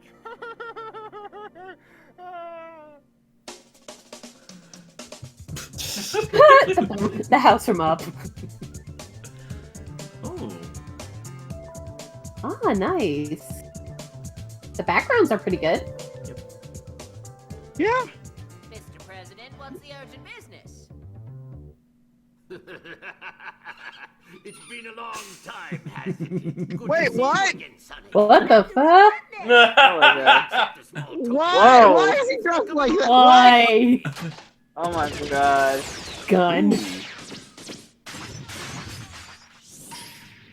a funny way to thank us. Sonic, stop! Sonic, for the sake of my daughter and everyone else, listen to him. That's a dirty trick, Robotnik. Wait, what? You kidnapped the president of Sarah. Why does Tails have a six pack? Has abs. He gets What the lucky, hell? that's why. No. He looks like he has a beer belly. Okay, what? Now, Sonic, Oh my god. this is about the entire planet of freedom, so you better This do as I movie is say. on No crack. way. Don't you care about pretty young Sarah? Help me, Daddy. Oh! Little Sarah, Why? please listen Oh to me. no. Wait, what? Why does that guy have tape over his For the nipple? love of God. Sonic, No. Stealing the TV. well, no. Planet Freedom is made up of two separate dimensions. The outer world. I was gonna say, Sarah, lay off the crack pipe. Something we don't know. Shut up! Heed me! And the inner dimension is known as the Land of Darkness. Did he just bite into a lemon? There I Yes. lived peacefully. Oh in a god. utopian city That is not good for your nabble. I like how he's just casually stealing a TV whilst he's came out explaining. of nowhere and attacked my peaceful city with a battalion of demonic robots. What the Foot Clan? Wait, what? Oh god. Foot Clan. What the hell? Metal robots. Hey, be like Hey, Rocksteady. Wrong franchise. High voltage electricity Although for to the be fair, Is that? city. They did actually have a cameo in the Archie comics at one stage. There is no place to Okay, store fair this point. excess electricity. According to my calculations, Oh, what? robot I don't generator get That's this. an stopped. iceberg Sometime lettuce. Tomorrow there will be a giant explosion. Huh?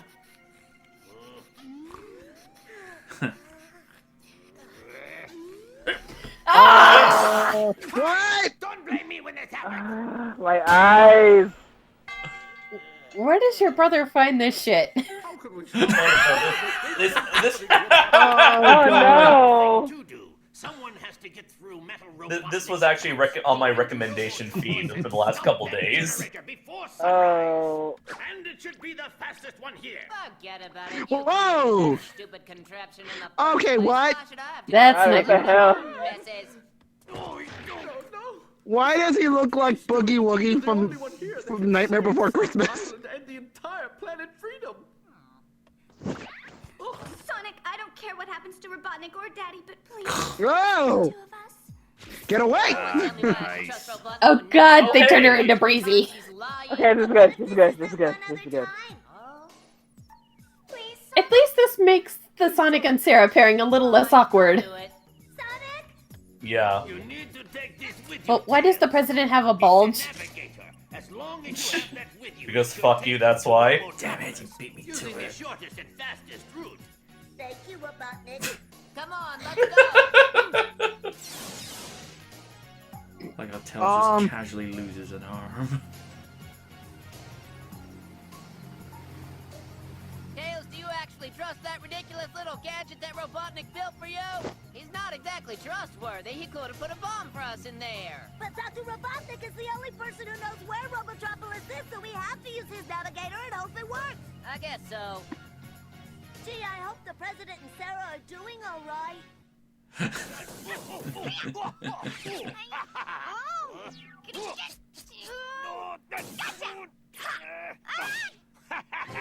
What? All right, one more. Just give up. We've played 100 times. I'll stop being your hostage. All right, start it again.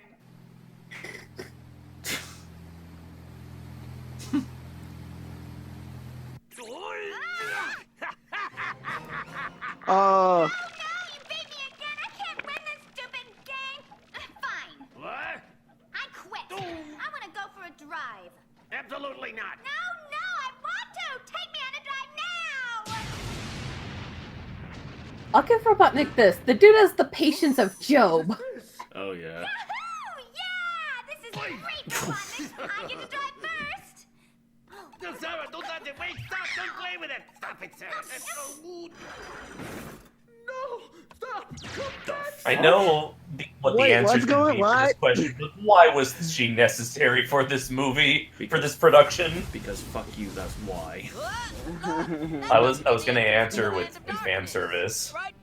We're hitting some rough winds here. I'm having trouble keeping it steady. Hang on, Sonic.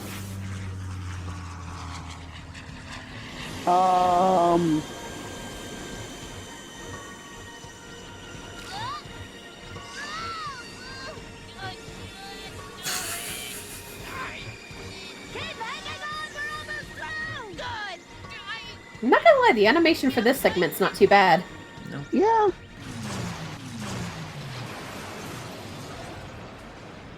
It kind of looks like an official animatic for any animated production. Uh-oh. Hey, Tails.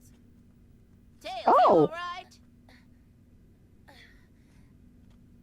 I'm fine, but I'm worried about the tornado. Okay. What happened to your legs? Tails, you lost your legs! Ooh. You did not want to see that The sign. land of darkness. That means Robotropolis is just on the other side of those mountains. Then let's go. With the power of CalArts. Oh, whoa, Not to Metal knock it, Gear. it is actually a really good, prestigious animation school. Yeah. Metal And also Gear. funny enough, Whoa. the whole like CalArt style thing is usually from people who actually never been to CalArt. Remember, Tails, T-pose for dominance.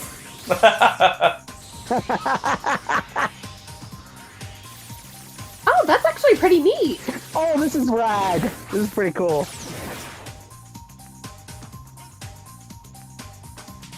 Stop motion's pretty admirable. Yep. Yeah.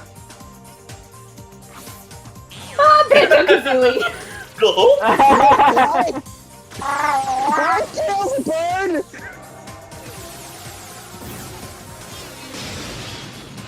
And that's another Katakuri Nice. done. Oh, I love the way the backgrounds bombing. are. I forgot how good the music was in this movie.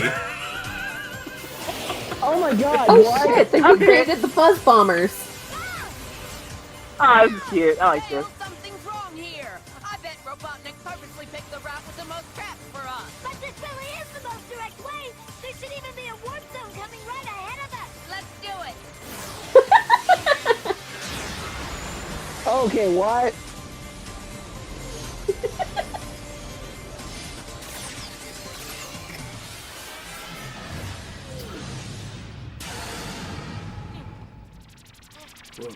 Whoa. That's trippy. Very. Oh my god, I'm coming down! Some of these buildings make me think of some of the ones in Half-Life 2. Yeah. What's it say about this place? All these squares Just make a exited circle. the warp zone, so according to the navigator, these are the ancient relics. Ancient relics? It's meant to represent Oh, New Porky. York. I never knew that the Oh. land What the of darkness fuck? looked anything like Whoa! Now that's an acid trip.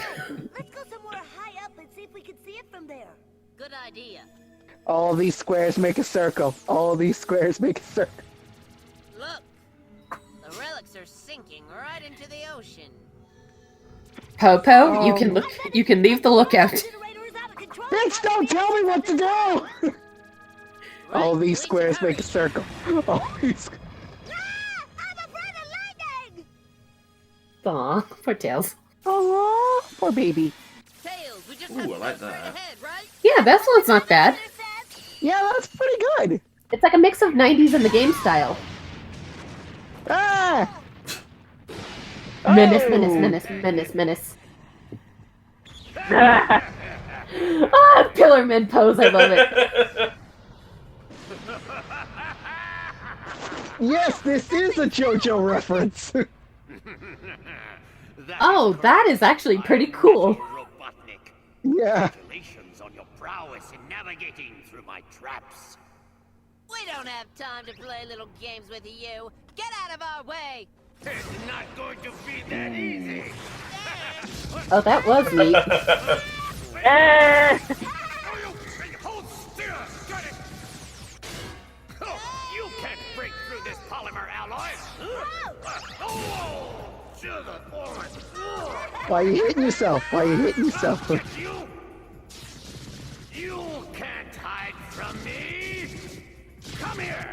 We don't have enough time to mess around with some robot. Where's Robotropolis from here? Just a second. That way. Just past that highway. Good. Let's go, Tails. Wait, whoa! That was a cute little depiction of Tails. There's a good little Bobby. The only time you'll ever see Sonic flipping the bird. Oh, what?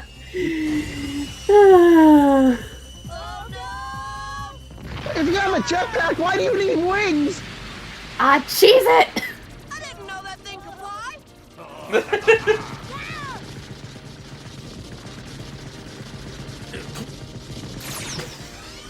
Ah! I did not mean to see that. Oh, God, no. Oh, no. Oh, my God. Okay. Oh, God.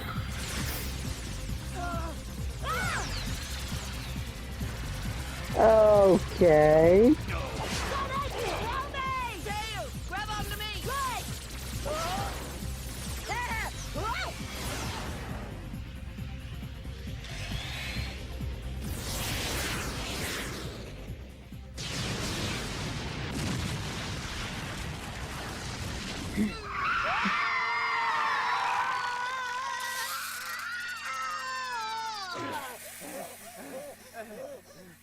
That was close.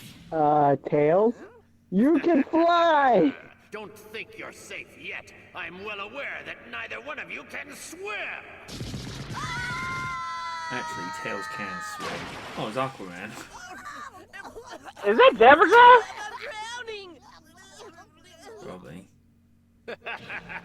Now I finally got Yellow submarine. We all live in a yellow submarine. I think it worked. Yeah, let's go. Hi, me. Ooh. Oh, that's actually a really awesome background. Mm-hmm. I can see you. Whoa. You didn't think I'd fall for a stupid trick like that, did you? Maybe. Why does he have Gatling guns on his butt?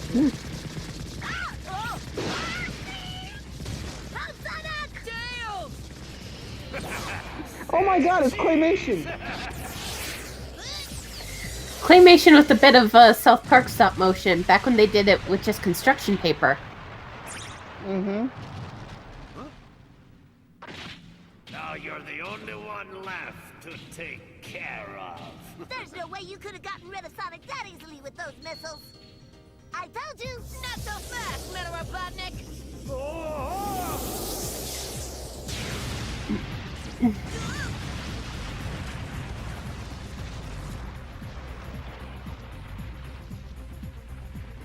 Sonic, look! This is bad. Ooh.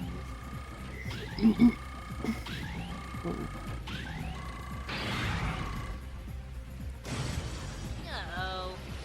You might have the fastest feet in the world, but now you're just a normal hedgehog.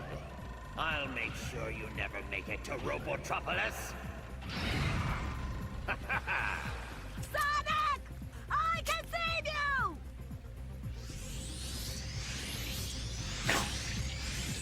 Wait, what? Oh my.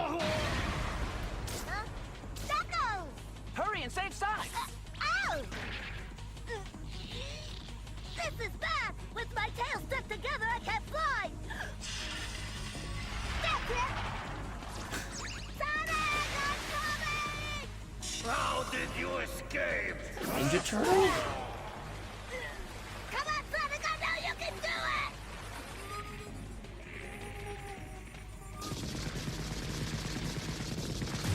Now I'm stuck. bullet. You are lucky, aren't you? But not lucky enough. You got the Knuckles. Okay, this little bit's neat.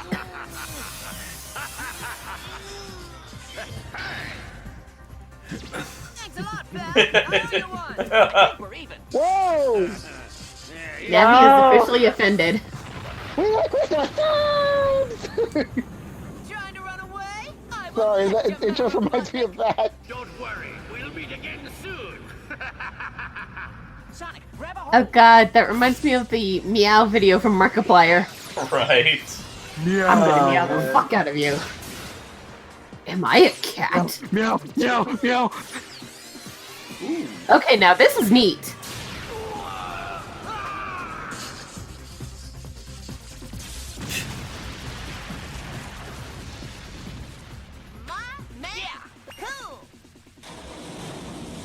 Hey, there's Froggy. Froggy? Sonic better enjoy his victory now, because once he gets to Robotropolis, he'll have to fight something far more evil than Metal Robotnik. What do you mean worse than Metal Robotnik? Are you talking about yourself? You better keep your hands off my Sonic or I'll never forgive you. Wait, what? Thanks for saving us there, Knuckles. Yeah, that's one more job I won't get paid for, but I've known you for a while, so I'll just put it on your tab, and you can pay me back later on. So are you going back to treasure hunting now? Of course! Finding treasure is my absolute favorite pastime. Huh? I will give the movie this credit. At least they didn't make Knuckles a dumb jock. No. That's true. This is kind of weird to give him a random hat for no reason. Yeah, but I just like that they kept his original snark. True. When Where he was he would just considered punch a rival. Yeah, where he'd punch Sonic, laugh, and run off. End of episode 1.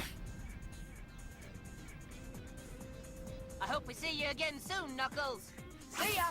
We'll see you later, Knuckles. Bye! No, take Knuckles with you! I couldn't send you guys into that place alone. Let's go! Come on, what are you waiting for? And while some of the voice cast was cringy, Bill Wise did perform as Knuckles quite nicely. That's true, yeah, he was he was least annoying. Yeah, plus it also could be partial bias, because there's an anime I really love that I got into dubbed by ADV called King of Bandit Jing, and he was the voice of Jing's Albatross partner, Kier. Oh, that's right, this was an ADV production. Careful, you don't want to get too blown away. You're right. Come on, let's go! Straight ahead, dingus! Just keep going straight! Got it! I'm getting seriously pumped up about this, Sonic! Just don't enjoy yourself so much you'll let your guard down! Wait, why does he have 3 spikes? I have no idea. Oh, that's cute. Whoa, no, that's not. That's not. Leave these guys to me. You go on ahead. All right, good luck! Oh my god. What? What? Wait, what? That is some serious nightmare fuel. What is that? Funyun, seriously? It's way too heavy! Wait, what? What is happening? I don't know. I can't do. I don't know, man.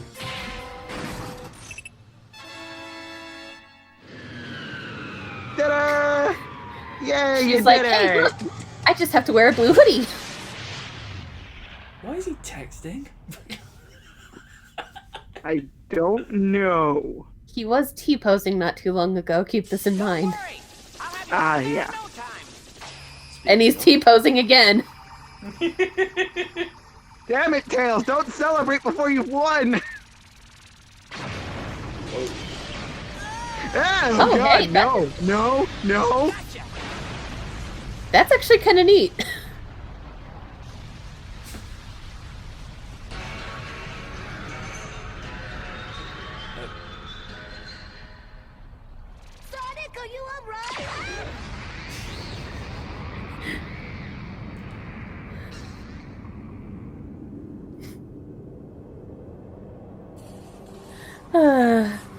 The girl in the blue hoodie is just as about confused as we are.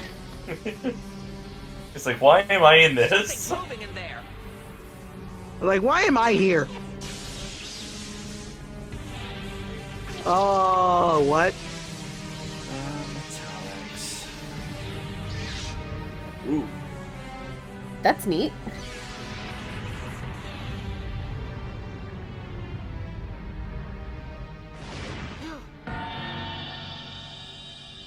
Oh God, no, no, no. It came out of No that shit, Sherlock. Is that Doug Dimmadome?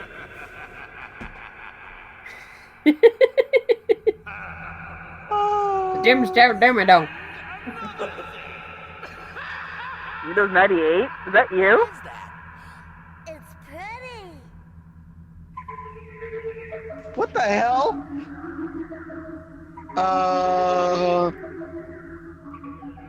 Doesn't look bad, but what the frack?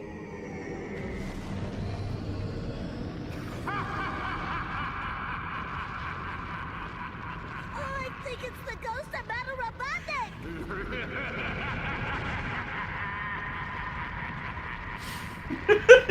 Robots don't We have never have a ghosts. mac and cheese Huh? box.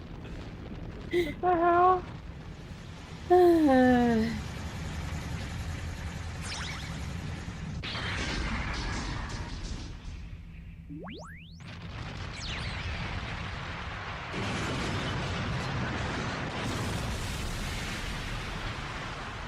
It just broke apart.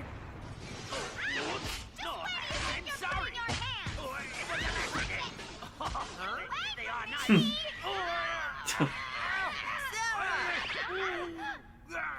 What are Sarah and Robotnik doing out here together? I get it. So you two were both Metal Robotnik. Look at that, Knuckles. Now you made her cry. No, it wasn't my fault. Metal Robotnik and the robot generator going haywire were all part of Robotnik's evil scheme. So what about this plot, Robotnik? You fell for my trap. You came all the way here and now you'll die here. Good job, Sonic. What did you say? Oh God, look at that look.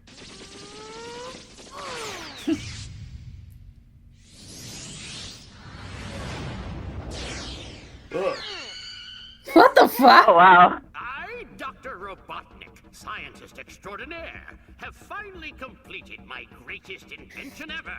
I call it the Hyper-Metal Sonic. Witness my newest invention! Oh God. Tails, this should be apparent to you. Sonic was Sarah's in the background, like, can I go home now? transferring his life data and collecting all the Wait, what? Hyper-Metal Sonic is ready. What is happening? Stupid fake Sonic robot anyway. I'm going to use metal to destroy the real Sonic and then I'll make him the ultimate sex doll! Oh, Wait a minute. Release Sarah now, Robotnik. but first you must fight him. Go get him, Hyper-Metal Sonic. Why Hyper? Nobody try to help me. What the fuck? Because Hyper is cool. That's true. This was 1999.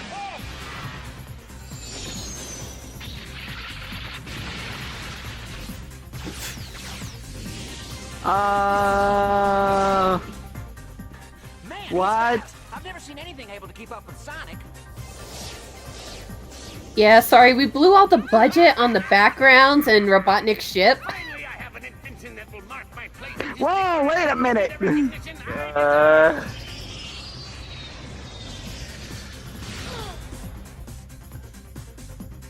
I think Sonic's in trouble. Is that Tails' is Tails meant to play the Robert E.O. Speedwagon role, just stating the obvious? Yeah. Wait. Oh god, Sarah turned into Haruhi Suzumiya. What? What? Gonna turn into Amy. Hold up! But if we don't hurry up, then calm down. There's no way that either one of us is going to Oh, be able God, to chase them catch! down like this. So No. we have another way to catch them. Seriously makes me think of the Quizno gerbil things. Which is why I said Navi's offended. The hell? He wanted to destroy the land of the sky, didn't he? What the fuck? What? I'm sorry, were the ropes uncomfortable, Sarah? Come on, don't be mad. Stay with me for a little longer. Oh. Dude, if you're gonna dress in drag, at least shave your legs. Just about to show you something that's really spectacular. Why did you try to grow out your mustache there? Where did he go? Wasn't bad.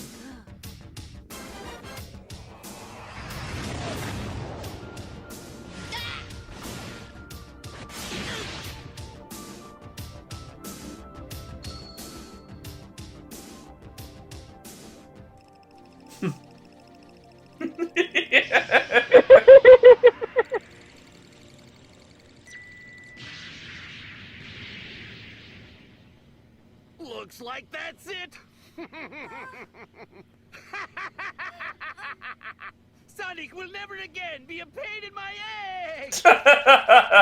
Your mustache fell! What are you doing? Oh, There's God. a warp zone right in front of us. We're picking up the tornado and going home. What? What are we gonna do about Sonic? Wait, what? When did Tails turn into an eldritch abomination? I don't know. Oh, the background's really neat. What a perfect night for lying on the beach. Is there really a need for the old man to have on his pair of skivvies? Master Sonic, is there something wrong? Wait, what are you doing? And dead. Fatality. Whoa, that's not bad. That's not too bad for stop motion. Claymation's also not easy.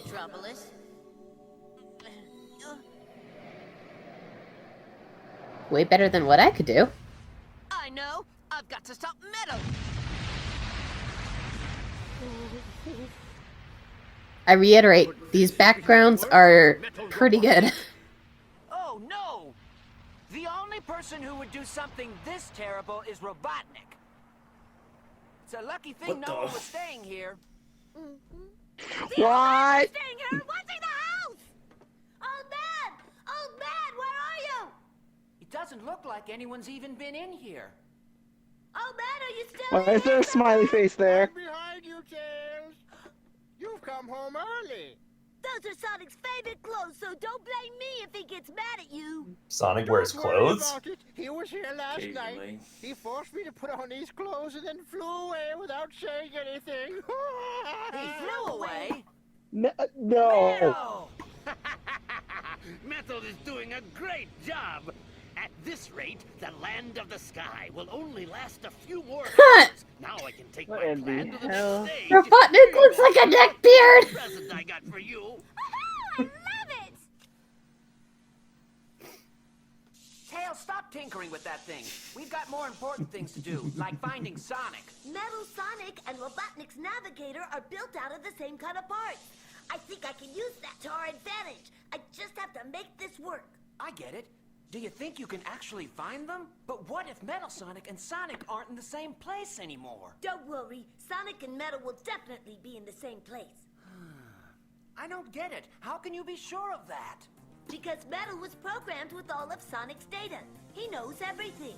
His likes, his dislikes, his personality, and all his thoughts. That's why. How do you know that? Here. And he even gave the old man his favorite clothes. But Metal's Oh, a robot. what? He's not really Sonic. It doesn't matter that he's a robot. He's still operating completely through all of Sonic's. It doesn't matter, it's what the script says! Now shut the fuck up! Filter C. The same goes for Sonic. Oh, What the hell? They're like identical twins. They're twins?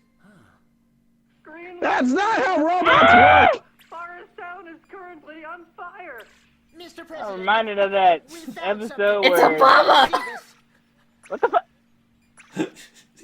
Dabbing. No, he did not just dab. Oh god, now he's Giorno. Giorno. This is not Demolte. Shut up! I'm busy. Hey, is someone going to pick that up? Tails, answer that. Isn't anybody there? Oh, in the red box, kicking out door. No, it's that idiot. This is the president. You listen to me, right? Stop yelling! Who is this? Who are you?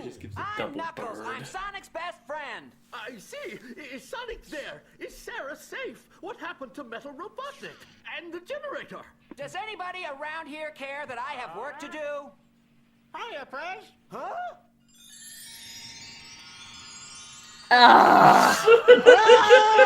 No. It suits you very well.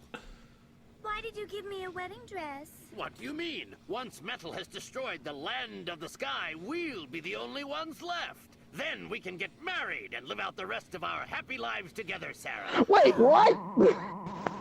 Wait, Lydia, you've never seen this movie? No, I haven't! I haven't seen this either.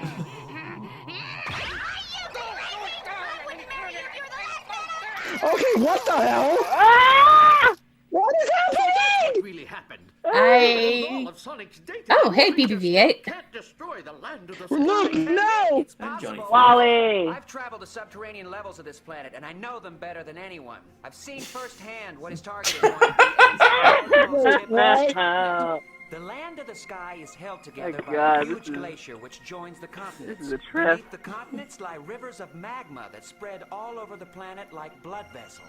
If the tip of the glacier was punctured by an explosion, the magma would rush to the surface, melting all the ice. The very backbone of our planet freedom would be shattered. The rotation of the planet would hurl the continents into outer space, where they would be blown to pieces.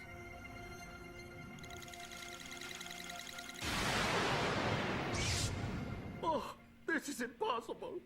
Sir, please don't tell Sonic anything about what we just told you. I know that. Why shouldn't you tell me? Oh. Sonic! Oh, Sonic, you're safe. Good. You're Wait a minute. I already heard all of it. Sonic, you don't understand. This is bad.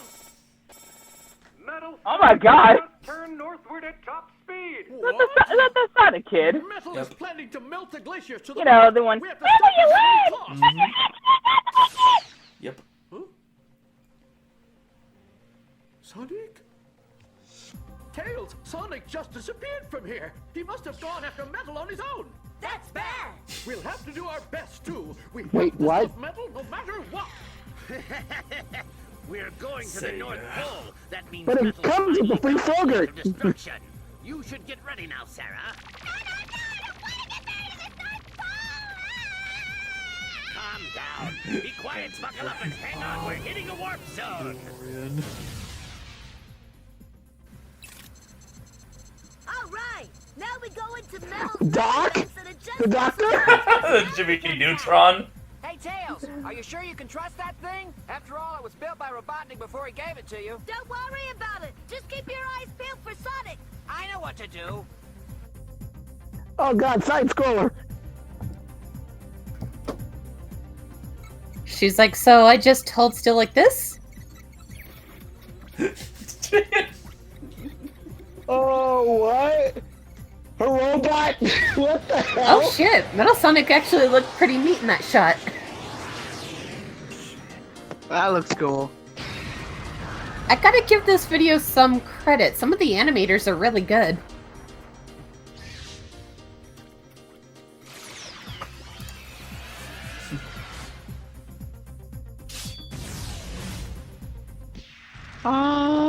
Even the skeletal build's pretty good, because, as I said, skeletal structure.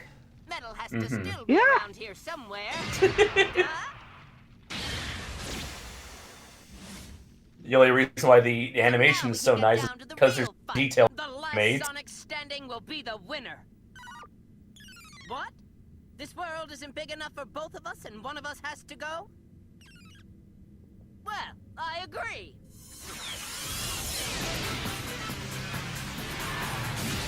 I think I heard this line before. Oh yeah, you're about to hear the famous line from the movie.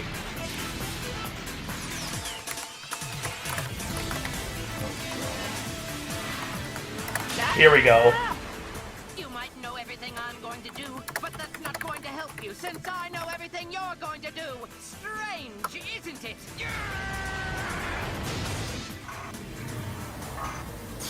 Oh, phone call. Hold on. Be right back. Sure. Oh no! How is it that you're still alive, Sonic? What? What's wrong with you? What are you doing? I get it. You're synchronizing yourself with metal. Oh, This God. is my chance. I'll save you! Oh no, little Sarah! Whoops! Gotcha! That was close! Hey, Knuckles! Sonic! Huh?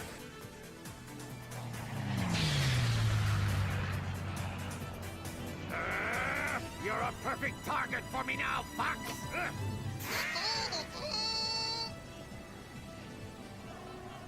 Steady, ready, Oh, that looks good. fire! That's what the hell? Okay, that was this. I'm back. Okay. Oh no, another design failure. More important, what's happened to Sarah?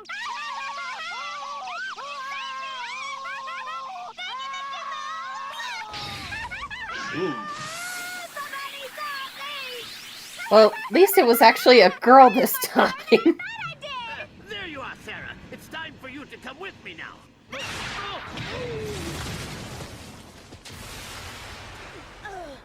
Tails! Get off! I'm so sorry. Never thought you'd stoop that low. Look! Metal's still going! Sonic too. The baseball bat. What?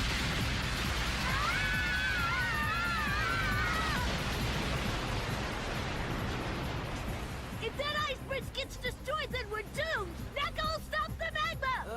I don't know. Would you try for me, brave man? Right! Yes, ma'am! Someone loves his John K.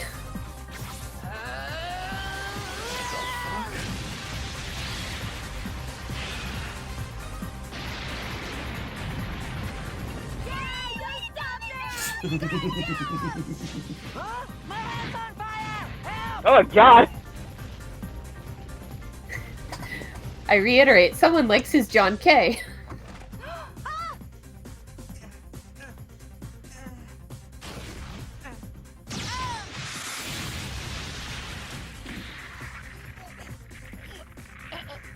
Ah!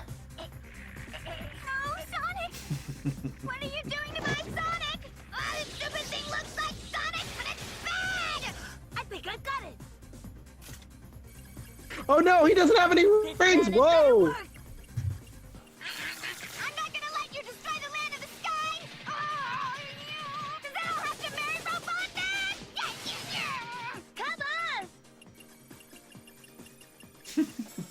That's it!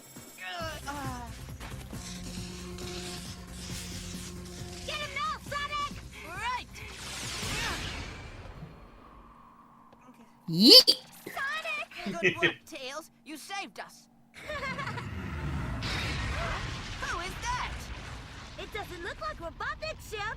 That's Daddy's rocket! What'd you say? Oh What's wrong?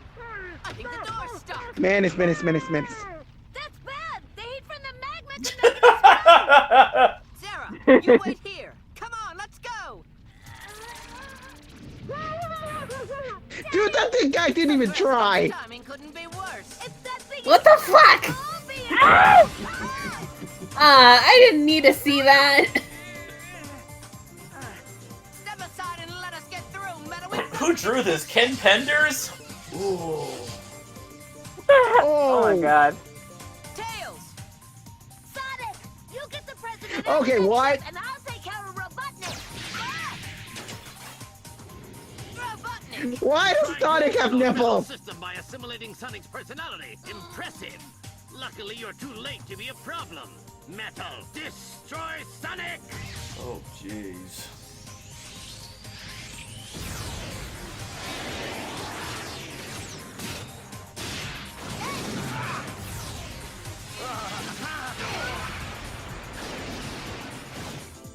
The fuck? What? That's nightmare fuel if I haven't seen it.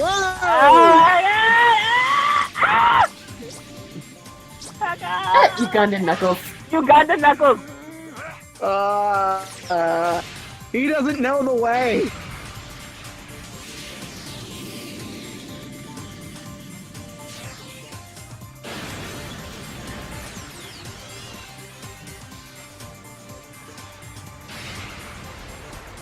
Hurry! Hurry up!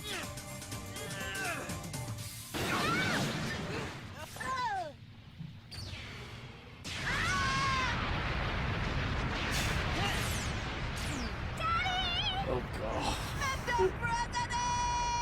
Oh my god. Okay, what? Sonic, are you all right? Metal! No! Don't do it, Sonic! What are you doing? Stop! Whatever.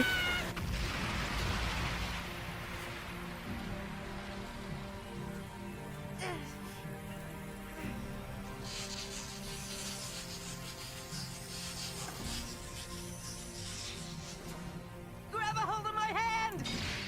Wait! Don't do it, Sonic! You were the chosen one!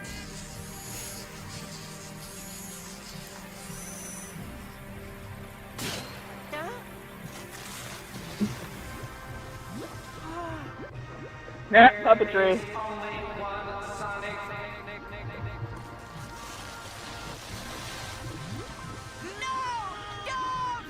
Don't do it, Sonic! Do a thumbs up! Do a thumbs up! Oh god, beans! No! That's a waste of good beans. Well, he clearly wasn't a good bean then. I get it. Oh god, that turtle's still going. Come on, don't look so sad, Sonic. It's not like you at all. She's right. You should be happy. Why is that chick a monkey? Because, again, fuck you, that's why. Chocobo tails, what the hell? I know.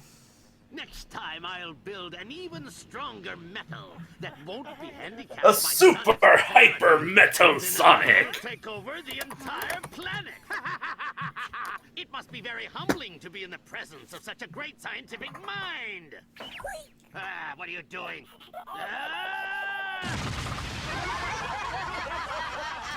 Finally over. Thank goodness everything's all right. Almost. Not quite.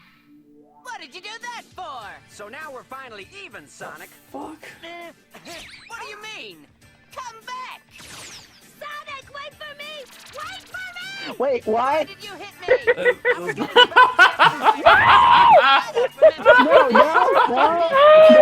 No! You won't get away. I'll get your data. Get off of me. Stop talking and drive, Robotnik! Hurry up! Jim Carrey! Of course I will, Sarah. Buckle up.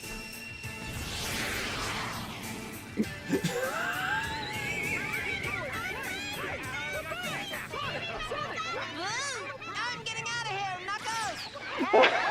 What? Oh my god. What the hell? I think that's enough. I can't knock him for having fun, but Jesus.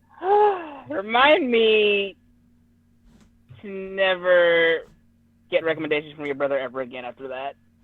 Oh, my eyes! Oh, God. Project organized by Garfield the Monday Killer. Still not clean. Still not clean. Oh, good. Here's a very good cover. Yeah.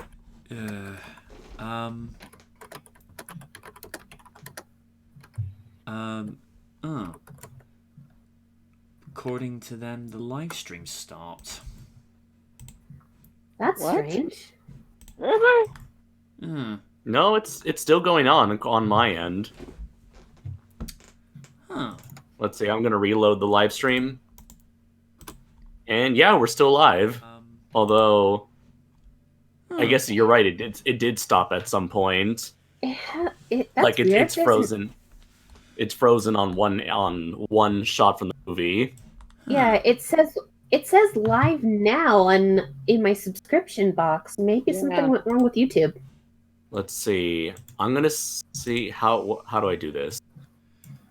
How do I mute you guys so I can listen? Okay, I'm just gonna see if I can listen to the live stream. I can listen to it. Okay, so yeah, our voices are still coming through. I can hear myself talking from like a minute ago. Okay. Yeah, so Dan Williams said what happened to the video. Steve said it stopped partway. I don't think MJ realized it. He was too focused on the video. The video stopped partway through. The audio came through, but the video stopped. Okay. So everything is good except for the video part. And I guess we can blame OBS for that. Oh, it's very odd. Let me just see if the... Worst case, we could always just link it to them to watch at their leisure. Yeah. Not much. Well, at this point, they know it's called Sonic Rebuild, so they can always Google search it for themselves. Yeah. It's weird because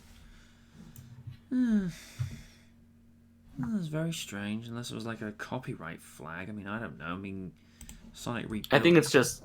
I honestly think it's probably just OBS glitching out because it's not really the best when it comes to taking video, like streaming a video. Like if it's like a webcam, it can easily record you and put you up on YouTube. But when it comes to streaming a video that isn't like a video game, but rather like taking the YouTube thing, it's very hit and miss with how that works, from my experiences. Let me just have a look at. Let's have a look in videos under copyright notices. No? No, yeah. Trust me, if it was a copyright thing, the then did, which is not the case with us. Because when I got a copyright in the middle of a live stream, the entire live stream stopped. Okay.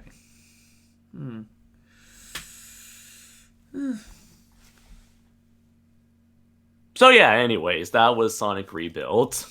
Oh, yeah, that was crazy. Oh my god. That was an experience. I mean, there were some clever little references, the way they were able to put them in there, but some things I didn't need to see, like... I'm pretty sure that was the whole point of that. I mean, like, Sonic... Oh, God. I mean, when you have animation... and you have the ability to draw anything you want at your disposal, of course people are just going to come up with the most fucked up shit for the sole reason of getting that reaction out of you. For the lulz, as people used to say. Especially when they're trying to do Sonic and Knuckles pair and just like, oh, for crying out loud. Oh, God. So when are we going to watch Shrek retold next week? No. Oh, God. Oh, dear Lord. I don't think my brain can handle that. Because Shrek retold is exactly this with the first Shrek movie. Damn. All of this. Oh, dear.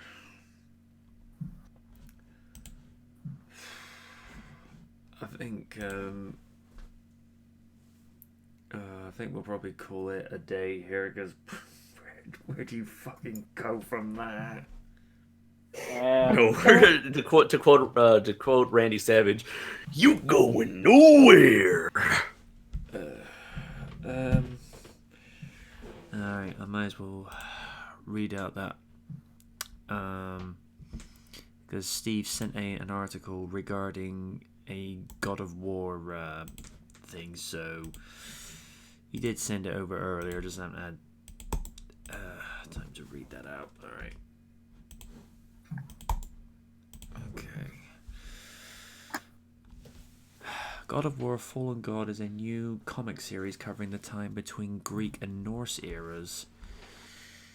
Many Kratos fans will no doubt have been wondering what the heck did he get up to between the end of God of War 3 and his latest adventure on PS4. It's a huge span of time we know very little about. How did Kratos end up in the realm of Norse gods after what happened in the previous title? If you've been pondering this subject, you'll be very interested in what Dark Horse Comics has cooking. The publisher has just announced God of War Fallen God, a brand new comic book series set between the third and fourth main games. As reported by comicbook.com, the series will be written by Chris Robertson and drawn by Tony Parker, who previously have worked together on God of War comics. The cover art featured in this article is by illustrator Dave Raposa. Here's the official blurb. Okay. God of War Fallen God follows Kratos after conquering Zeus and thwarting Athena. Believing himself to be finally free of his bondage, he sets sail for the desert in an attempt to distance himself from his home and his shame, only to find his rage and guilt follow close behind. Kratos rages against the one foe that has proven to be unconquerable, himself. But a war against oneself is unwinnable and only invites madness. Sounds like a God of War story, alright.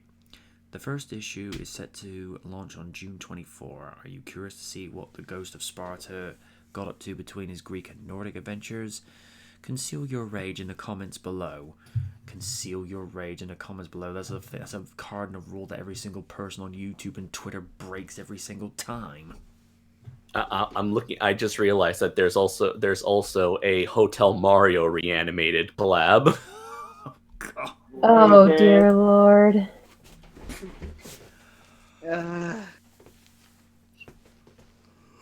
Another time, not this evening though.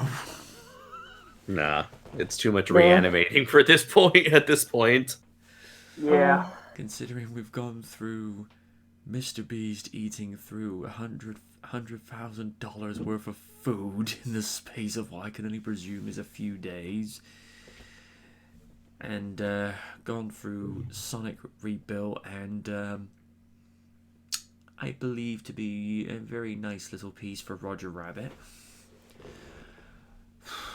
Yeah. you cut out there. Nice what? And a nice little piece for Roger Rabbit. So this is as good as a place as any to leave it. Mm-hmm. Yeah, I think, like I say, after that, we're all tapped out. Yeah, I'm gonna make some more tea and then get ready to hop into the D&D voice chat. And I'm gonna go get breakfast. Yeah. Until next time, folks, I have been the Knight. I've been the awesome one. I've been the snarky, crazy cat lady. And I've been the cybernetic, but oh my bad. How dare you? I have been the editor-in-chief. Good night. And I have been the cybernetic but energetic Zen Master. Good night from the night. Buy my comic, available on Amazon, Comixology, and Kindle. Buy my t-shirt, Buy available on it. Buy Teespring. this merch. Buy the merch. Look forward to my upcoming Drake Lazul novel as well. Yay. Buy the merch and stay tuned for more info on the Glued podcast and the potential April Fool's Day project I may be collaborating with Raph on. Awesome. Bye. See you next week, folks. Good night, everybody. Yeah.